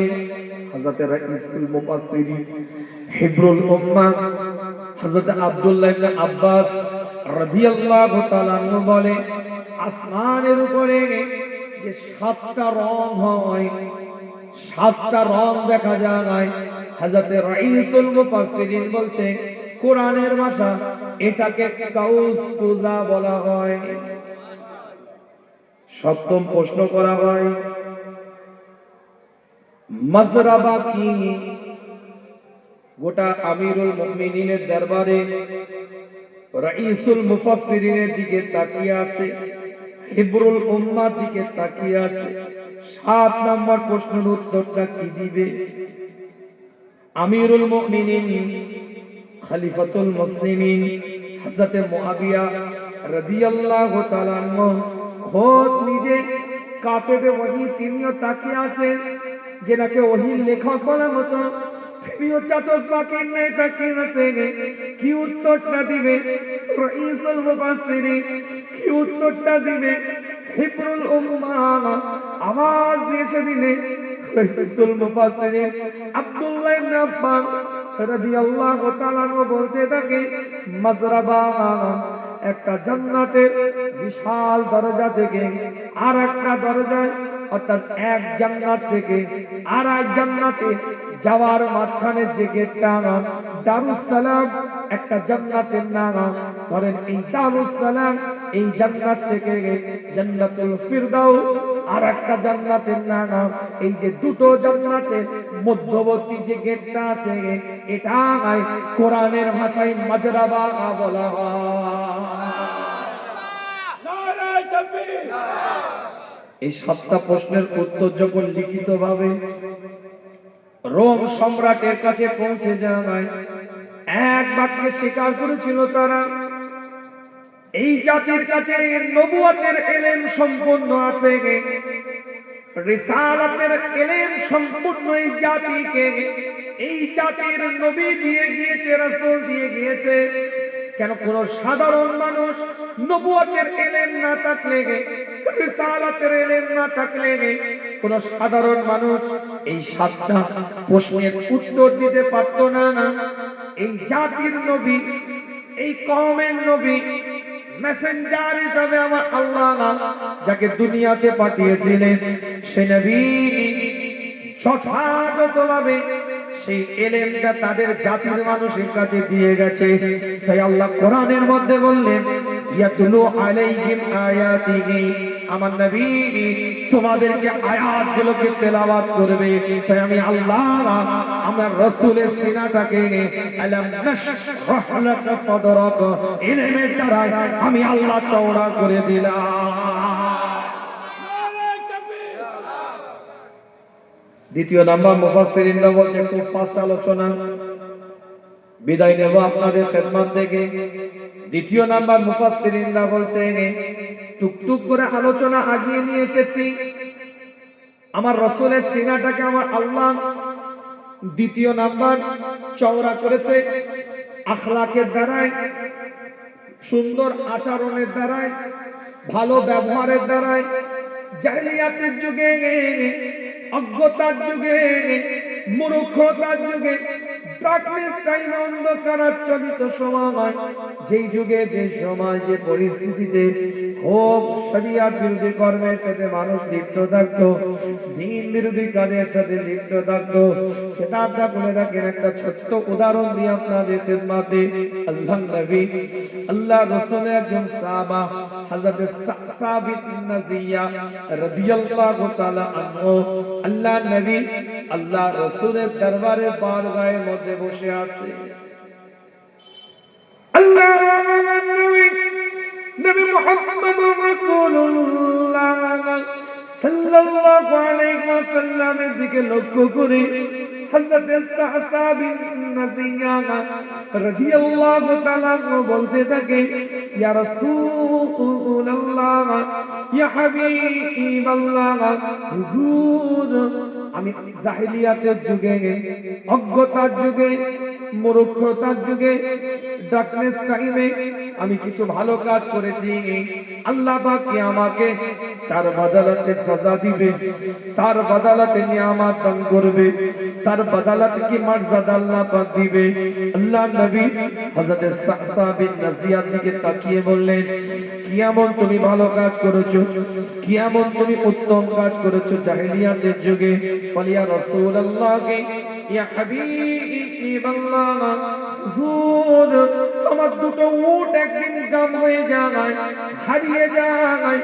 হারানো দুটো উটকে খোঁজার জন্য হুজুর আমি আর একটা উটের উপরে সওয়ার হয়ে বেরিয়ে পড়লাম। দূর থেকে লক্ষ্য করি ওই উট দুটো বাঁধা আছে, একজন বৃদ্ধ লোক সেখানে বসে আছে। আমি টুকটুক করে তার কাছে গেলাম, আমি তার দিকে তাকিয়ে বললাম, এই দুটো উট আমার। বৃদ্ধ মানুষটা বলতে থাকে, অবলা জান ঘুরে বেড়াচ্ছিল, আমি তাই তাকে কিছু খাবার দিয়েছি, তোমার উট হলে তুমি এখান থেকে নিয়ে যেতে পারো। কিছু সময় অতিবাহিত হওয়ার পরে একটা বাচ্চা ছেলের কান্নার আওয়াজ ওই বৃদ্ধ মানুষের ঘর থেকে শুনতে পায়। এই বৃদ্ধ মানুষটা চিৎকার দিয়ে বলে, ছেলে হয়েছে কি মেয়ে হয়েছে? আমি তাকে প্রশ্ন করলাম, ছেলে হলে আপনি কি করবেন আর মেয়ে হলে আপনি কি করবেন? বৃদ্ধ মানুষটা আমি সাহসা বিন নাজিয়া আমার দিকে তাকিয়ে বলে, যদি আমার পুত্র সন্তান জন্ম নেয় তাহলে আমার কবিলার মান সম্মান ইজ্জতকে বাড়াবে। যদি আমার পুত্র সন্তান হয় তাহলে আমার বংশের আলোকে জ্বালাবে। আর যদি কন্যা সন্তান হয় আমি এখনই তাকে জীবন্ত কবর দিয়ে দেব। আমি সাসা বিন নাজিয়া অপেক্ষা করলাম, হঠাৎ করে আওয়াজ শুনতে পেলাম একটা কন্যা সন্তানের জন্ম হয়েছে। আমি সাসা বিন নাজিয়া টুকটুক করে তার কাছে আগিয়ে গেলাম। আমার মনের মধ্যে কি যেন একটা দরদ হলো। আমি বললাম ওই বাচ্চা মেয়েটা আমাকে দেন, এর বিনিময়ে আপনাকে আমি এই দুটো উট দিয়ে দেব। বৃদ্ধ মানুষটা বলেন না, তোমাকে শর্ত হচ্ছে তোমাকে 3টে উটি আমাকে দিতে হবে। আমি তাতেই রাজি হয়ে গেলাম। শর্ত দিলাম তোমাকে এখান থেকে আমাকে বাড়ি পর্যন্ত পৌঁছে দিতে হবে, তারপরে তুমি তৃতীয় আমার উটটা নিতে পারবে। আমি 3টে উটের বিনিময়ে ছোট্ট বাচ্চা মেয়েটাকে বাড়িতে নিয়ে গেলাম, একটা লন্ডির কাছে দিয়ে দিলাম। সেই লন্ডিটাকে আস্তে আস্তে বড় করতে আরম্ভ করলো। ওই বাচ্চা মেয়েটা আমার কাছে আসতো, আমার বুকের উপরে উঠতো, আমার গালে চুমা দিত, আমার কপালের মধ্যে চুমা দিত, আমার দাড়িটা ধরে টানতো। হুজুর, ওই ছোট্ট মেয়েটার প্রতি আমার একটা দরদ তৈরি হয়ে যায়, আমার একটা ভালোবাসা তৈরি হয়ে যায়। ইয়া রাসূলুল্লাহ, ইয়া হাবিবাল্লাহ, হুজুর, আমি গোটা মক্কার জমিনে জাহেলিয়াতের যুগে, অজ্ঞতার যুগে, মূর্খতার যুগে, ডাকলেস টাইমে মানুষের বাড়িতে বাড়িতে গিয়ে ঘুরতাম, মানুষের বাড়িতে বাড়িতে গিয়ে চলে যেতাম। যার বাড়িতে একটা কন্যা সন্তানের জন্ম হতো, আমি আস্তে করে তাকে 3টে উট দিয়ে ওই কন্যা সন্তানটাকে বুকে করে নিয়ে চলে আসতাম। ইয়া রাসূলুল্লাহ, ইয়া হাবিবাল্লাহ, হুজুর, এই রকম আমি 322টা কন্যা সন্তানের জানকে হেফাজত করেছি। আল্লাহ পাক কি আমাকে সাজা দিয়েছে, আল্লাহ পাক কি আমাকে নিয়ামত দিয়েছে, আল্লাহ পাক কি আমাকে মর্যাদা দিবে, আল্লাহ পাক কি আমাকে মর্তবার অধিকারী বানাবে। আল্লাহ নবী হযরত সাসা বিন নাজিয়া রাদিয়াল্লাহু তাআলা আনহুর এই কথাটা শুনে হুজুর উঠে দাঁড়িয়ে গেলেন, চোখ দিয়ে পানির তোষাটা গড়িয়ে যাচ্ছে। নবী মুহাম্মদুর রাসূলুল্লাহ সাল্লাল্লাহু আলাইহি ওয়াসাল্লাম জানিয়ে দেয়, এ সাসা বিন নাজিয়া, আমি নবী, আমি রাসূল, আমি মুস্তাফা, আমি এলান করে দিলাম আমার আল্লাহ তোমার ওই আমলের কারণে আল্লাহ তোমাকে ঈমান দিয়েছে, তোমার ওই আমলের কারণে আল্লাহ তোমাকে ঈমান দিয়েছে। আর ঈমান যখন আল্লাহ তোমাকে দিয়েছে, আমি নবী এলান করে দিলাম আখিরাতে তুমি যেখানে থাকবে আমি নবী আমার সঙ্গী হয়ে জান্নাতে সেখানে থাকবে। জোরে বলা যায় ঈমান আনার আগের কোন আমল পরবর্তীতে কার্যকারী হয় না। রাসূল কি সুন্দর কথাটা বলছে, ওই আমলের দ্বারা আল্লাহ তোমাকে ঈমান দিয়ে দিয়েছে, তার মানে অ্যাডমিশন হয়ে গেছে, নথিভুক্ত হয়ে গেছে। এবার আখিরাতে যা শোনো, ঈমান যখন তোমার এসে গেছে, আমি নবী যেখানে জান্নাতে তুমিও সেখানে জান্নাতে। সেই অজ্ঞতার যুগ বোঝাবার জন্য বলছি, সেই জাহেলিয়াতের যুগ, সেই যুগে আমার রাসূল 40 বছর নবুয়তের আগে কাটিয়েছে।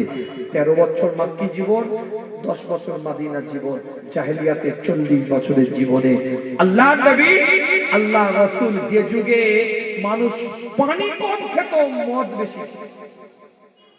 অনেক যুবক ছেলেরা বলছে আল্লাহ ওই সময় জন্ম দিলে তো ভালো হতো নাকি। বাড়িতে বাড়িতে যেমন চা, লস্যি, juice, Thums Up, cold drinks, soft drinks, বাড়িতে বাড়িতে মদ তৈরি।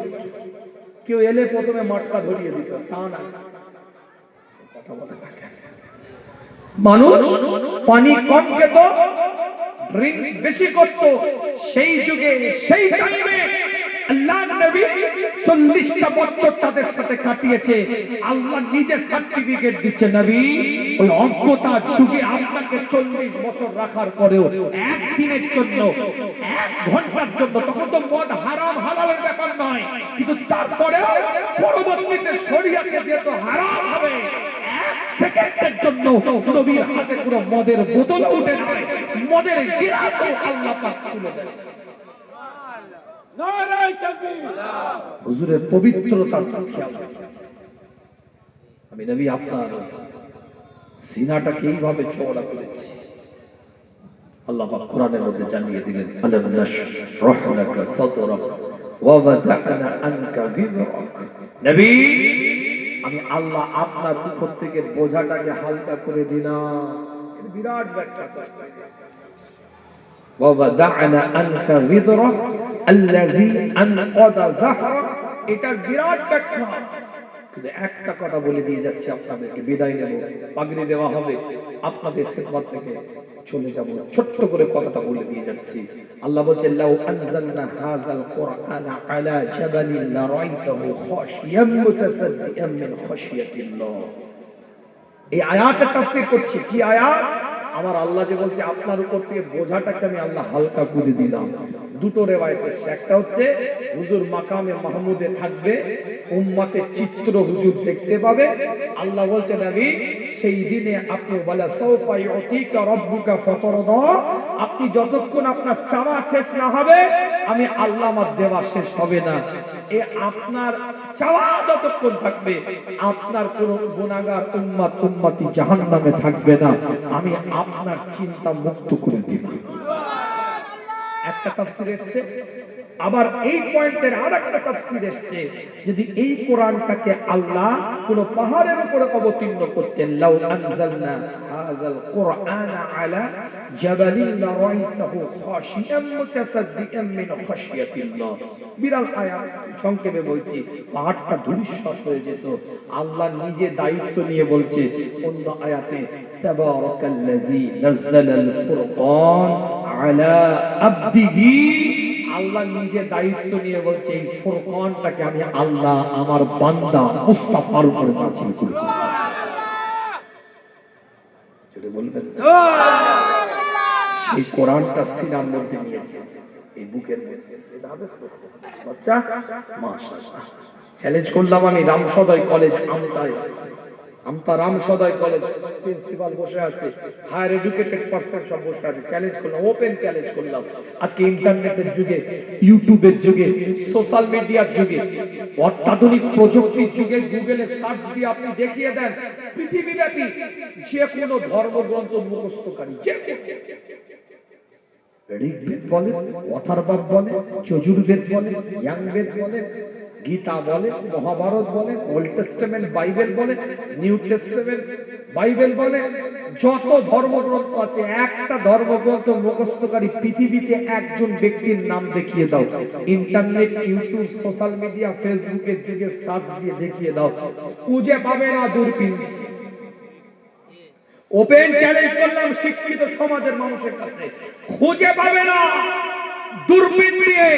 আর আমি এক একটা গ্রাম থেকে, এক একটা পাড়া থেকে, এক একটা মহল্লা থেকে 10টা 20টা আল্লাহর কোরআন বুকে নেওয়া হাফেজ বান্দাকে দাঁড় করিয়ে দেব।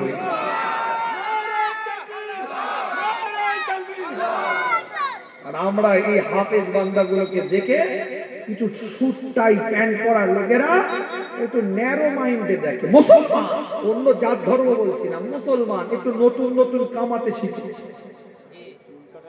একটু মানি ব্যাগটা বেশি মোটা হয়ে গেছে, একটু আধুনিকরণ, একটু ভালো প্রোনাউন্সিয়েশনের সাথে ইংরেজি বলতে জানে, একটু আধুনিকরণ, একটু ডাক্তার টাইপের ভাব। ডাক্তার পুরো হতে পারে, একটু ভাবটা ডাক্তারের, একটু উকিল উকিল ভাব। তারা মনে করে যারা মাদ্রাসা শিক্ষার সাথে যুক্ত আছে এরা মনে হয় ব্যাকডেটেড, পাঞ্জাবি পরে আছে, জামা পরে আছে, এটা ব্যাকডেটেড, ওদের জ্ঞান নেই, ওদের জ্ঞান নেই। এই আধুনিক শিক্ষা ব্যবস্থা মানুষদেরকে বলে যাচ্ছে আজকে আপনাদেরকে, আমি আধুনিক শিক্ষা ব্যবস্থার বিরুদ্ধে নয়, দরকার আছে আমাদের বাচ্চারা আধুনিক শিক্ষা অর্জন করবে, কিন্তু কোরআনের শিক্ষাটাকে তোমরা ব্যাকডেটেড মনে করো না। কেন কোরআন যে আপডেটেড শিক্ষা দিয়েছে, আজ পর্যন্ত সায়েন্স গবেষণা করে কোরআনের আপডেট শিক্ষা বের করতে পারছে না। নথিভুক্ত একটা করে পয়েন্ট দিয়ে আমি আপনাদের বুঝিয়ে দিতে পারি। আল্লাহ সূরা বাকারাতে ডাইরেক্ট চ্যালেঞ্জ করেছে। দ্বিতীয় নম্বর সূরা 23 নম্বর 24 নম্বর আয়াতের মধ্যে আল্লাহ বলছেন পরিষ্কার করে, ওয়া ইন কুনতুম ফি রাইবিন মিম্মা নাযালনা আলা আবদিনা ফাআতু বিসূরাতিন মিন মিসলি। কি মনে করছে যে ডাব্লিউবিএসএস অফিসার হন? কলকাতা একটা প্রোগ্রামে গেছিলাম, বলছে হাফেজদের ব্রেনের যে মেরিট, যে যোগ্যতা, যে ক্যাচিং ক্ষমতা, যে মুখস্থ বিদ্যার যে পাওয়ার, তাদের যে অ্যাবিলিটি, তাদের যে মুখস্থ বিদ্যার কোয়ালিটি, কোন শিক্ষা ব্যবস্থা কোন জায়গা থেকে হাফেজদের কোয়ালিটির কাছে দাঁড়াতে পারবে না। যত আইপিএস ডাব্লিউবিএস পরীক্ষায় হাফেজদের একটা গুরুত্ব আছে, বানিয়ে কথা বলছি না। কি মনে করছেন আপনি? A B C D E F পড়ছে, এখন যদি কেউ এ টান দিয়ে পড়ে সে কি ভুল পড়বে? এ ফর অ্যাপেল যদি ভাই পড়ে সে কি ভুল পড়বে? এ ফর অ্যাপেল ভুল পড়বে? ওয়ে অজগর আসছে তেরে সে কি ভুল পড়বে? বাংলা ব্যাকরণ থেকে কি ভুল বলবে? ওই অজগর আসছে তেরে বাংলা ব্যাকরণ থেকে ভুল পড়বে? ভুল বলবে? তাহলে টান দিয়ে পড়লেও ঠিক, হালকা ভাবে তাড়াতাড়ি পড়লেও ঠিক, কিন্তু কোরআন কি শিক্ষা দিচ্ছে দেখেন,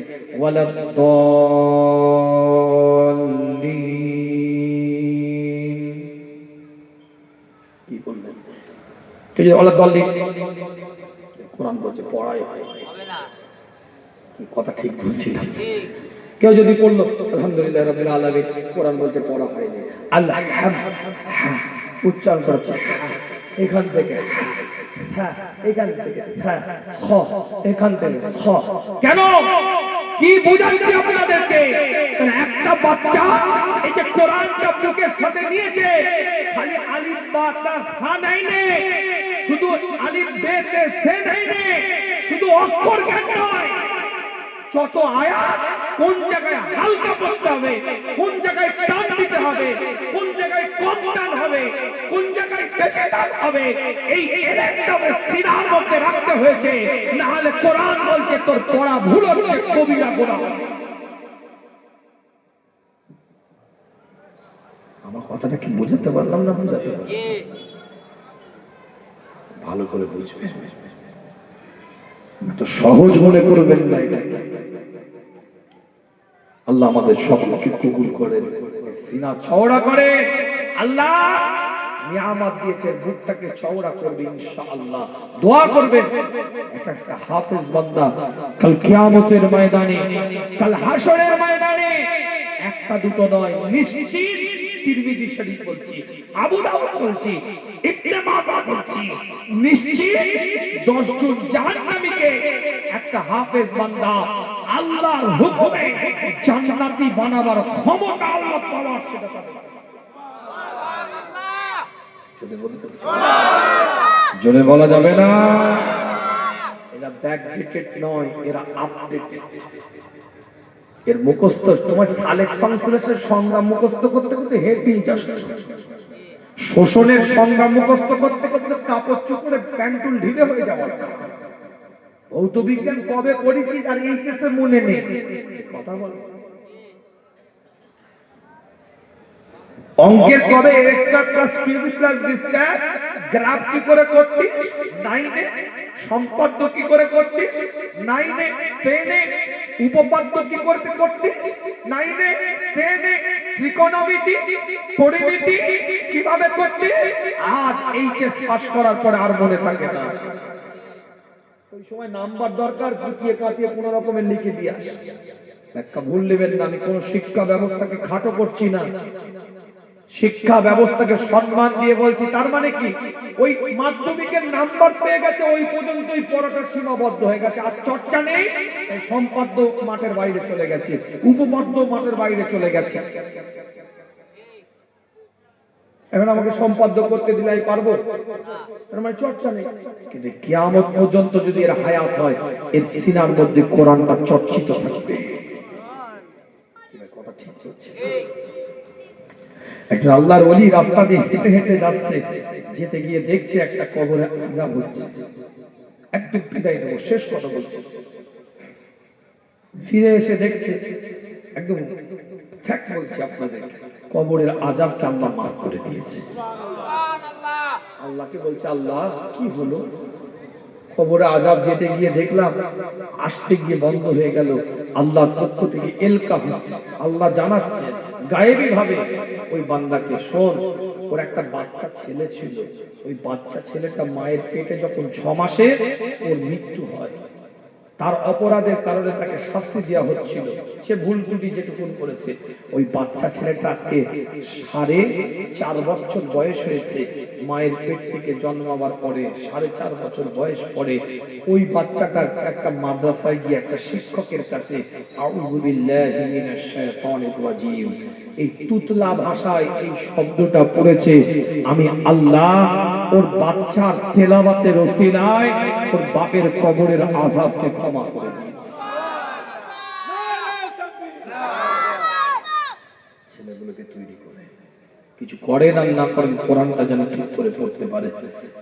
আমি হাফেজ হতে বলছি না, সবাই হাফেজ হতে পারবে না, এটা বিরাট একটা আল্লাহর রহমত, আল্লাহর নেয়ামত, আল্লাহ যা তাকদীরে লিখেছে চেষ্টা করে হবে না। আল্লাহ শুকর আপনাদের দোয়ায় আমি বহু প্রতিষ্ঠানের সাথে জড়িত আছি। আমার মেজো চাচাজান হুজুর পীর কেবলা আপনারা অনেকে জানেন, আখলাকে রাসূল আবুল ইয়াতিম আবুল উলামা পীর আল্লামা আবু ইব্রাহিম মোহাম্মদ উবাইদুল্লাহ সিদ্দিকী আল কুরাইশি রাহমাতুল্লাহ আলাইহি, যিনি ঐতিহাসিক ইসালের সাথে জিকিরের মাহফিল করতেন, আখিরি মোনাজাত করতেন, কাইয়ুমুজ জামান আলহাজ্জা বড় হুজুর পীর কেবলা রাহমাতুল্লাহ আলাইহি মেজো সাহেবজাদা হুজুর কেবলা একটা দুটো নয়, এট এ টাইম 350 থেকে 400টা প্রতিষ্ঠানের সাথে জড়িত ছিল। হুজুরের ইন্তেকালের পরে আমি অযোগ্য, তারপরেও মানুষ ওই বুঝতেই পারছেন না, দুধের স্বাদ ঘোলে মেটানো একটা ব্যাপার থাকে, আমার কোনো যোগ্যতা নেই, সেই বাড়ির আওলাদ হিসাবে ভালোবেসে বহু প্রতিষ্ঠানের সাথে আমি জড়িয়ে আছি, একটা দুটো নয় বহু প্রতিষ্ঠানের সাথে জড়িয়ে আছে। আমার দাদাজান হুজুর কেবলা এট এ টাইম একটা দুটো নয় কত প্রতিষ্ঠান করে গেছে আমি নিজে মুখে বলতে পারবো না। মুজাদ্দিদে জামান 5 হুজুর কেবলা সহ 10 থেকে 12,000 মাদ্রাসা তারা করে গেছে। আজকে 2-4টে মাদ্রাসা করে ইন্টারনেট ইউটিউব সোশ্যাল মিডিয়া এমন করছে যেন মনে হচ্ছে তাদের কোনো খেদমত ছিল না, ইনারাই খেদমত করছে।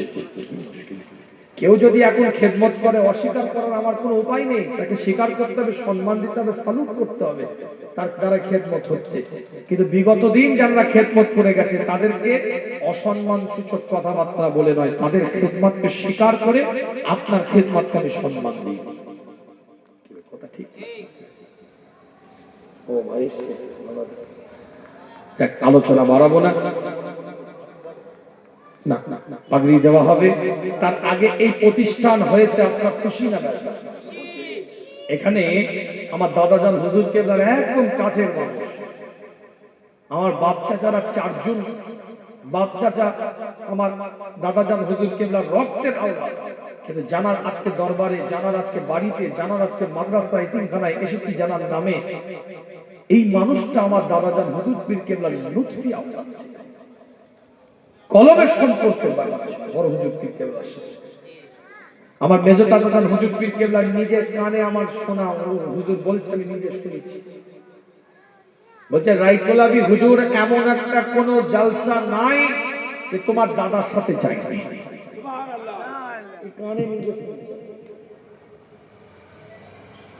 আর আমার দাদাজান হুজুর কেবলা রিসালাত সালাম হয় পয়লা কার্তিক, প্রত্যেক বছরে হুজুর প্রত্যেক আল্লাহ কবুল করে, সেই সম্পর্ক জড়িয়ে আছে। প্রতিষ্ঠান দেখে তো আমার মন জড়িয়ে গেছে, আল্লাহ কবুল করেন, আরো সুন্দর করে সাজিয়ে করার তৌফিক দান করেন, সকলে বলেন আমিন। এই এলাকায়, এই গ্রামে, এই পাড়ায়, এই মহল্লায় এই সুন্দর পরিবেশ, আপনারা খুশি না বেজা? জোরে বলেন খুশি না বেজা?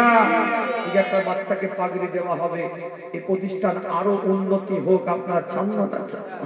এতিম, অসহায়, দারিদ্র, গরিব, এই বাচ্চাগুলোকে সুন্দর করে এখানে লালন পালন করা হয়, বাপ নাই মা নাই নিঃস্ব, তাদেরকেও লালন পালন করা হয়। কথা ঠিক না? আল্লাহ কবুল করে, দোয়া করি আল্লাহ নিয়ামত দান, যেভাবে কাজ করছেন আরো বেশি বেশি করে কাজ করার তৌফিক এনায়েত করেন, সকলে বলেন আমিন। এই প্রতিষ্ঠানের জন্য একজন ব্যক্তি হাত তুলেন, আমি খুব অল্প সময় বিদায় নেব, কেন আমাকে ফতেরহাটি যেতে হবে, ফতেরহাটি বলে হাবড়া একটা জায়গা, ওখানে যেতে হবে। আল্লাহ যে কিভাবে আপনাদের খেদমতে নিয়েছে আল্লাহ জানে, কি অবস্থায় আমি আলোচনা করছি। আল্লাহ কথা দুটো বলিয়ে নিয়েছেন, তাই বললাম। বিদায় নেব, কথাটা বিদায় নেওয়ার আগে বলি, একটা মানুষ হাত তুলে বলা যাবে, হুজুর এই মাহফিলটার জন্য আমি 10,000 টাকা দেব? কেউ আছে? এই আপনার মাদ্রাসা ইতিমখানার জন্য 10,000 টাকা দেব? কেউ আছে? কত টাকা কত দিক দিয়ে চলে যায়, নষ্ট হয়ে যায়, এদিক ওদিক হয়ে যায়। আল্লাহ বলছেন, লান তানালুল বিররা হাত্তা তুনফিকু মিম্মা তুহিব্বুন, যতক্ষণ পর্যন্ত তোমরা তোমাদের প্রিয় জিনিস থেকে আল্লাহর রাস্তায় কিছু না দাও, ততক্ষণ তোমরা আল্লাহর প্রিয় বান্দা হতে পারবে না। অন্য আয়াতের মধ্যে আল্লাহ বলছেন, সূরা আল ইমরানের এটা 92 নম্বর আয়াত ছিল, 134 নম্বর আয়াতের মধ্যে সূরা আল ইমরানের 3 নম্বর সূরা আল্লাহ বলছেন, আল্লাযীনা ইউনফিকুনা ফিস সাররাই ওয়াদ-দাররাই ওয়াল কাযিমিনাল গায়যা ওয়াল আফিনা আনিন নাস ওয়াল্লাহু ইউহিব্বুল মুহসিনিন। বিরাট ব্যাখ্যা। মোটামুটি কথা, যে মুমিন হবে সে কোনোদিন বাখিল হবে না। মুমিনের পরিচয় দানশীল অন্তর হবে। একজন মানুষ হাত তুলে বলা যাবে, হুজুর আমি 10,000 টাকা দেব এতিমখানার জন্য। আমি জানি একটু বেশি অঙ্ক চেয়ে ফেলেছি হয়তো, কিন্তু একজন মানুষ তো থাকবে, আল্লাহ পাক কবুল করেন, এখনই পাগড়ি দেব, দেখতে পাবেন এই প্রতিষ্ঠান থেকে কিভাবে সন্তান তৈরি হয়। একজন তোলা যাবে, কত টাকা কত দিক দিয়ে চলে যায়, নষ্ট হয়ে যায়, উকিলে খেয়ে নেয়, ডাক্তারে নিয়ে নেয়। এটা নোটবন্দির সময় 2016 সালে মনে নাই? হ্যাঁ, ভুলে গেলে? বাবা, কত ব্ল্যাক মানি হোয়াইট করতে যে কত পার্সেন্টেজ টাকা চলে গেছে। একটু দোয়া করি, একটু ফরিয়াদ করি। একজন হাত তুলে বলা যাবে, একজন ব্যক্তি 10,000 টাকা। আল্লাহ নবী হযরত বেলালের দিকে তাকিয়ে বলছে, বেলাল তুমি আল্লাহর রাস্তায় দান করো। কোন বেলাল? যে বেলালের গায়ের মধ্যে একটা 70 ঢাকার মতন কাপড় ছিল, শুধুমাত্র 70টা কোন রকম ঢাকতেন, একটাই মাত্র কাপড়, এছাড়া কোনো কাপড় ছিল না, শুধু 70টা নাভি থেকে হাঁটুর নিচে পর্যন্ত। সেই বেলালের দিকে তাকিয়ে বলছে, বেলাল তুমি আল্লাহর রাস্তায় দান করো। একজন মানুষ তোলা যাবে না, একজন ব্যক্তি 10,000 টাকা। আচ্ছা 5,000 টাকা কেউ আছেন? 5,000 কত টাকা কত দিক দিয়ে চলে যায়, নষ্ট হয়ে যায়, এদিক ওদিক হয়ে যায়। 5,000 টাকা কেউ আছে?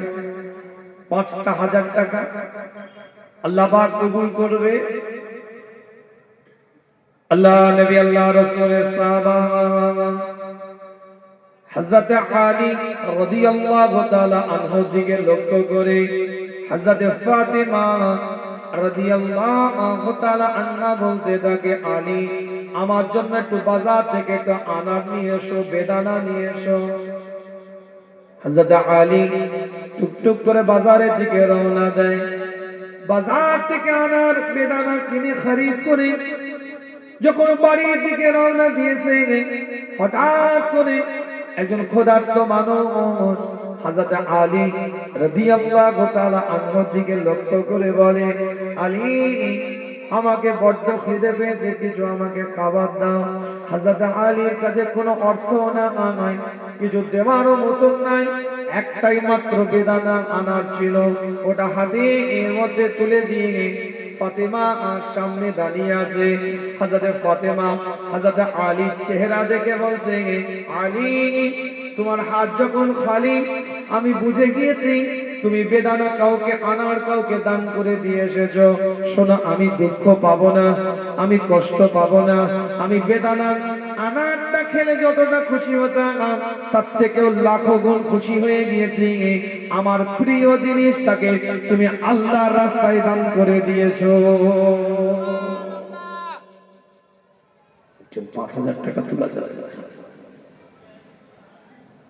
আচ্ছা 3,000 টাকা তোলা যাবে? 3,000 একদম কমিয়ে দিলাম রে বাবা, অনশন করেছেন নাকি? 3,000 টাকা একজন তোলা যাবে। মাদ্রাসায় বাচ্চাগুলো পড়ছে, কুচি কুচি ছেলেগুলো, আল্লাহ কবুল করবে। ইসলামের সব থেকে উৎকৃষ্টতম কাজ হচ্ছে খানা খেতে দেওয়া। ক্ষুধার্তকে খানা খেতে দেওয়া। এতিম মানে সে ক্ষুধার্ত, ধরে নিয়ে এসেছে, তাকে রেখেছে এখানে, আপনি তার জন্য একটু খাবার ব্যবস্থা করে দিবেন, আপনার অর্থ থেকে ব্যয় হবে, আশ্রয় কেন্দ্র হবে আপনার অর্থ থেকে, তাদের পড়াশোনার পরিবেশ তৈরি করা হবে আপনাদের অর্থ থেকে। একটা তোলা যাবে না। 3000 টাকা, আচ্ছা 2000 টাকা কেউ আছেন? 2000, 2000 টাকা কেউ আছেন? আচ্ছা 1000 টাকা কেউ আছেন? 1000, 1000 টাকা কেউ আছেন এই প্রতিষ্ঠানে মাদ্রাসার জন্য? 1000 টাকা। মাশাআল্লাহ, আমার চাচাজি কি না, শেখ মমিনুল হক চাচাজি আমার 1000 টাকা। একটু তাকবীর দেন, নারায়ে তাকবীর। শেখ মমিনুল হক চাচাজি জোরে বলেন জিন্দাবাদ, আরো জোরে বলেন মারহাবা, নারায়ে তাকবীর। আর কেউ আছেন? মাশাআল্লাহ, কি নাম ভাই? আব্দুল খালেক ভাই আমার 1000 টাকা। একটু তাকবীর দেন, নারায়ে তাকবীর। নিমতলায় বাড়ি, আব্দুল খালেক ভাই জোরে বলেন মারহাবা। ওই পিছনে একজন হাত তুলেছে, কি না, কি না? নাজিম, শেখ নাসিম ভাই 1000 টাকা, জোরে বলেন মারহাবা, নারায়ে তাকবীর, নারায়ে তাকবীর। শেখ নাসিম ভাই জোরে বলেন মারহাবা।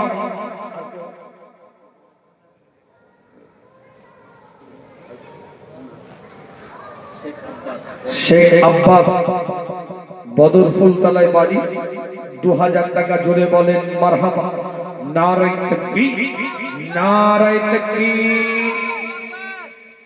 আর কেউ আছে? 1000 টাকা। আর কেউ আছে? 1000 টাকা। আর কেউ আছে? ওই যে হাত তুলেছে, কি না, ওই পিছনে আনিসুল ভাই 2000 টাকা, জোরে বলেন মারহাবা, নারায়ে তাকবীর। আনিসুল ভাই জোরে বলেন জিন্দাবাদ, নারায়ে তাকবীর। আর কেউ আছেন? 1000 করে, 1000 করে। আর কেউ আছে? একজন নগদ 2000 টাকা দিয়েছে, নুরুদ্দিন ভাই, তাকবীর দেন, নারায়ে তাকবীর। আমার নুরুদ্দিন ভাই জোরে বলেন জিন্দাবাদ, আরো জোরে বলেন মারহাবা, নারায়ে তাকবীর। আমার মা বোনেদের কাছে মাদ্রাসার কিছু ছাত্ররা যাচ্ছে, শরীক, কেউ না দেয়া করে যাবেন না, সকলে শরীক হন, আল্লাহ পাক কবুল করে, আল্লাহ পাক নিয়ামত দেন। এই ভিতরেও বাবুরা 2-4 জন ভিতরে ঢুকো, 2-4 জন ভিতরে ঢুকো, এই ভিতরে ঢুকো, আমি বিদায় নেব, আর বাড়াবো না, পাগড়ি দেওয়া হবে। 2-4 জন ভিতরে ঢুকে, রুমাল দিয়ে ঢুকো বাবু, যে যা পারে শরীক, যে যা পারে শরীক। মোহাম্মদ জুলফিকার নন্দীপাড়ায় বাড়ি, 1000 টাকা। একটু তাকবীর দেন, নারায়ে তাকবীর, আরো জোরে বলেন নারায়ে তাকবীর। নন্দীপাড়ায় বাড়ি, জোরে বলেন জিন্দাবাদ। জুলফিকার ভাই জোরে বলেন মারহাবা, নারায়ে তাকবীর। সকলে একটু শরীক হন, পকেটে হাতটা দেন, 10, 20, 50, 100, 200, 500 করে সকলে শরীক হন। এখন আমাদের এই মাদ্রাসা প্রতিষ্ঠানের ছাত্র মোহাম্মদ শহীদ ভাই 1000 টাকা, জোরে বলেন মারহাবা। আমার মাদ্রাসার, এই মাদ্রাসা এতিমখানার ছাত্র আমার আব্দুর রহমান বাবু পাগড়ি দিবে আজকে, দস্তরবন্দি, আল্লাহ পাক কবুল করেন, তার জন্য দোয়া করবেন। বোর্ডিং এ, আচ্ছা মাশাআল্লাহ। বাপের নাম শফিকুল মন্ডল, আব্বা জান যদি আছে, আব্বা কোথায়? আব্দুর রহমান, হাফেজ আব্দুর রহমান সাহেবের আব্বা জান, আপনি স্টেজে আসেন। হাফেজ আব্দুর রহমান সাহেবের আব্বা জান, আপনি স্টেজে আসেন। মাশাআল্লাহ, আজকে আনন্দের দিন, খুশির দিন, আল্লাহ পাক কবুল করেন, সকলে বলেন আমিন। এক আপনার কি বলে আল্লাহ পাক কবুল করেছে, 30 পারা কোরআন বুকের সাথে জড়িয়েছে। আল্লাহ পাক নিয়ামত দেন। আজকে হাফেজ আব্দুর রহমানের সম্মানে আমরা সবাই উঠে একটু দাঁড়াবো, সবাই উঠে দাঁড়াবো, সম্মান দেব হাফেজ বান্দা আল্লাহ পাক। সবাই উঠে দাঁড়িয়ে পাগড়িটা দেওয়া হবে।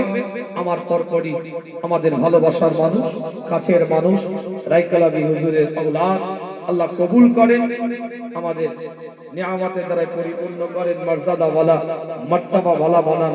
আমাদের আমিনুল আম্বিয়া ভাই আল্লাহ পাক কবুল করেন, আলোচনা করবে। খুব কাছের মানুষ, বহু খেদমত করছে বেচারা, ঐক্যের স্বার্থে, একতার স্বার্থে।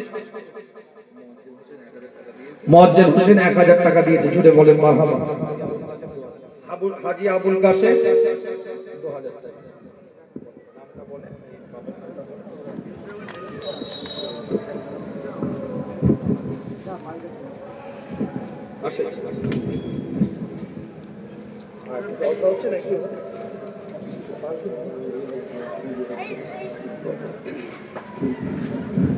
নামটা বলেন। নামটা বলেন, নামটা বলেন।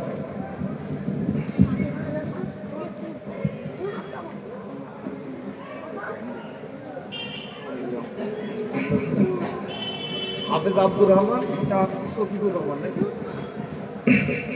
হাফেজ মোহাম্মদ আব্দুর রহমান, পিতা মোহাম্মদ শফিকুল মন্ডল, গ্রাম জামপুর, পোস্ট আমতা, থানা আড়োয়া। ওর মাথায় পাগড়ি পরাচ্ছেন আওলাদে মুসাদ্দিদ জামান ফুরফুরা শরীফের বড় হুজুর পীর কেবলা সুযোগ্য পৌত্র, আমাদের মাথার তাজ, আমাদের প্রিয় ভাইজান আলহাজ মাওলানা সোবান সিদ্দিকী আল কুরাইশি হুজুর। নারায়ে তাকবীর, নারায়ে তাকবীর।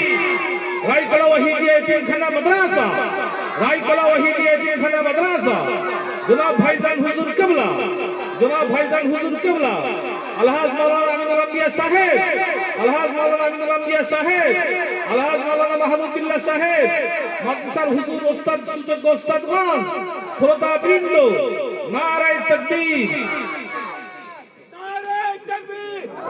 জলা হুজুর কেবলা, নারায়ে তাকবীর। আল্লাহ পাক কবুল,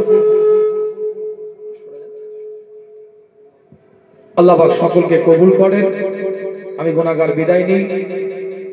আপনাদের খেদমত থেকে আমার জন্য দোয়া করবেন, আমি আপনাদের জন্য দোয়া করি। উঠাউঠি করে পরিবেশ নষ্ট করবেন না, খুব মহাব্বতের সাথে একটু সালাতুস সালাম পাঠ করে নেন। আমি তারই মধ্যে বিদায় নেব।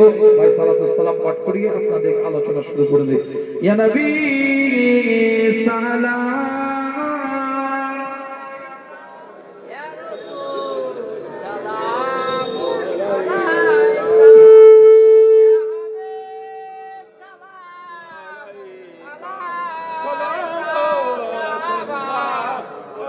गिरने वालों को थाम लो, कैद से हमको छुड़ा लो, मरने वालों को बचा लो, हम मदीने में बुला लो। या नबी, या रसूल, या हबीब,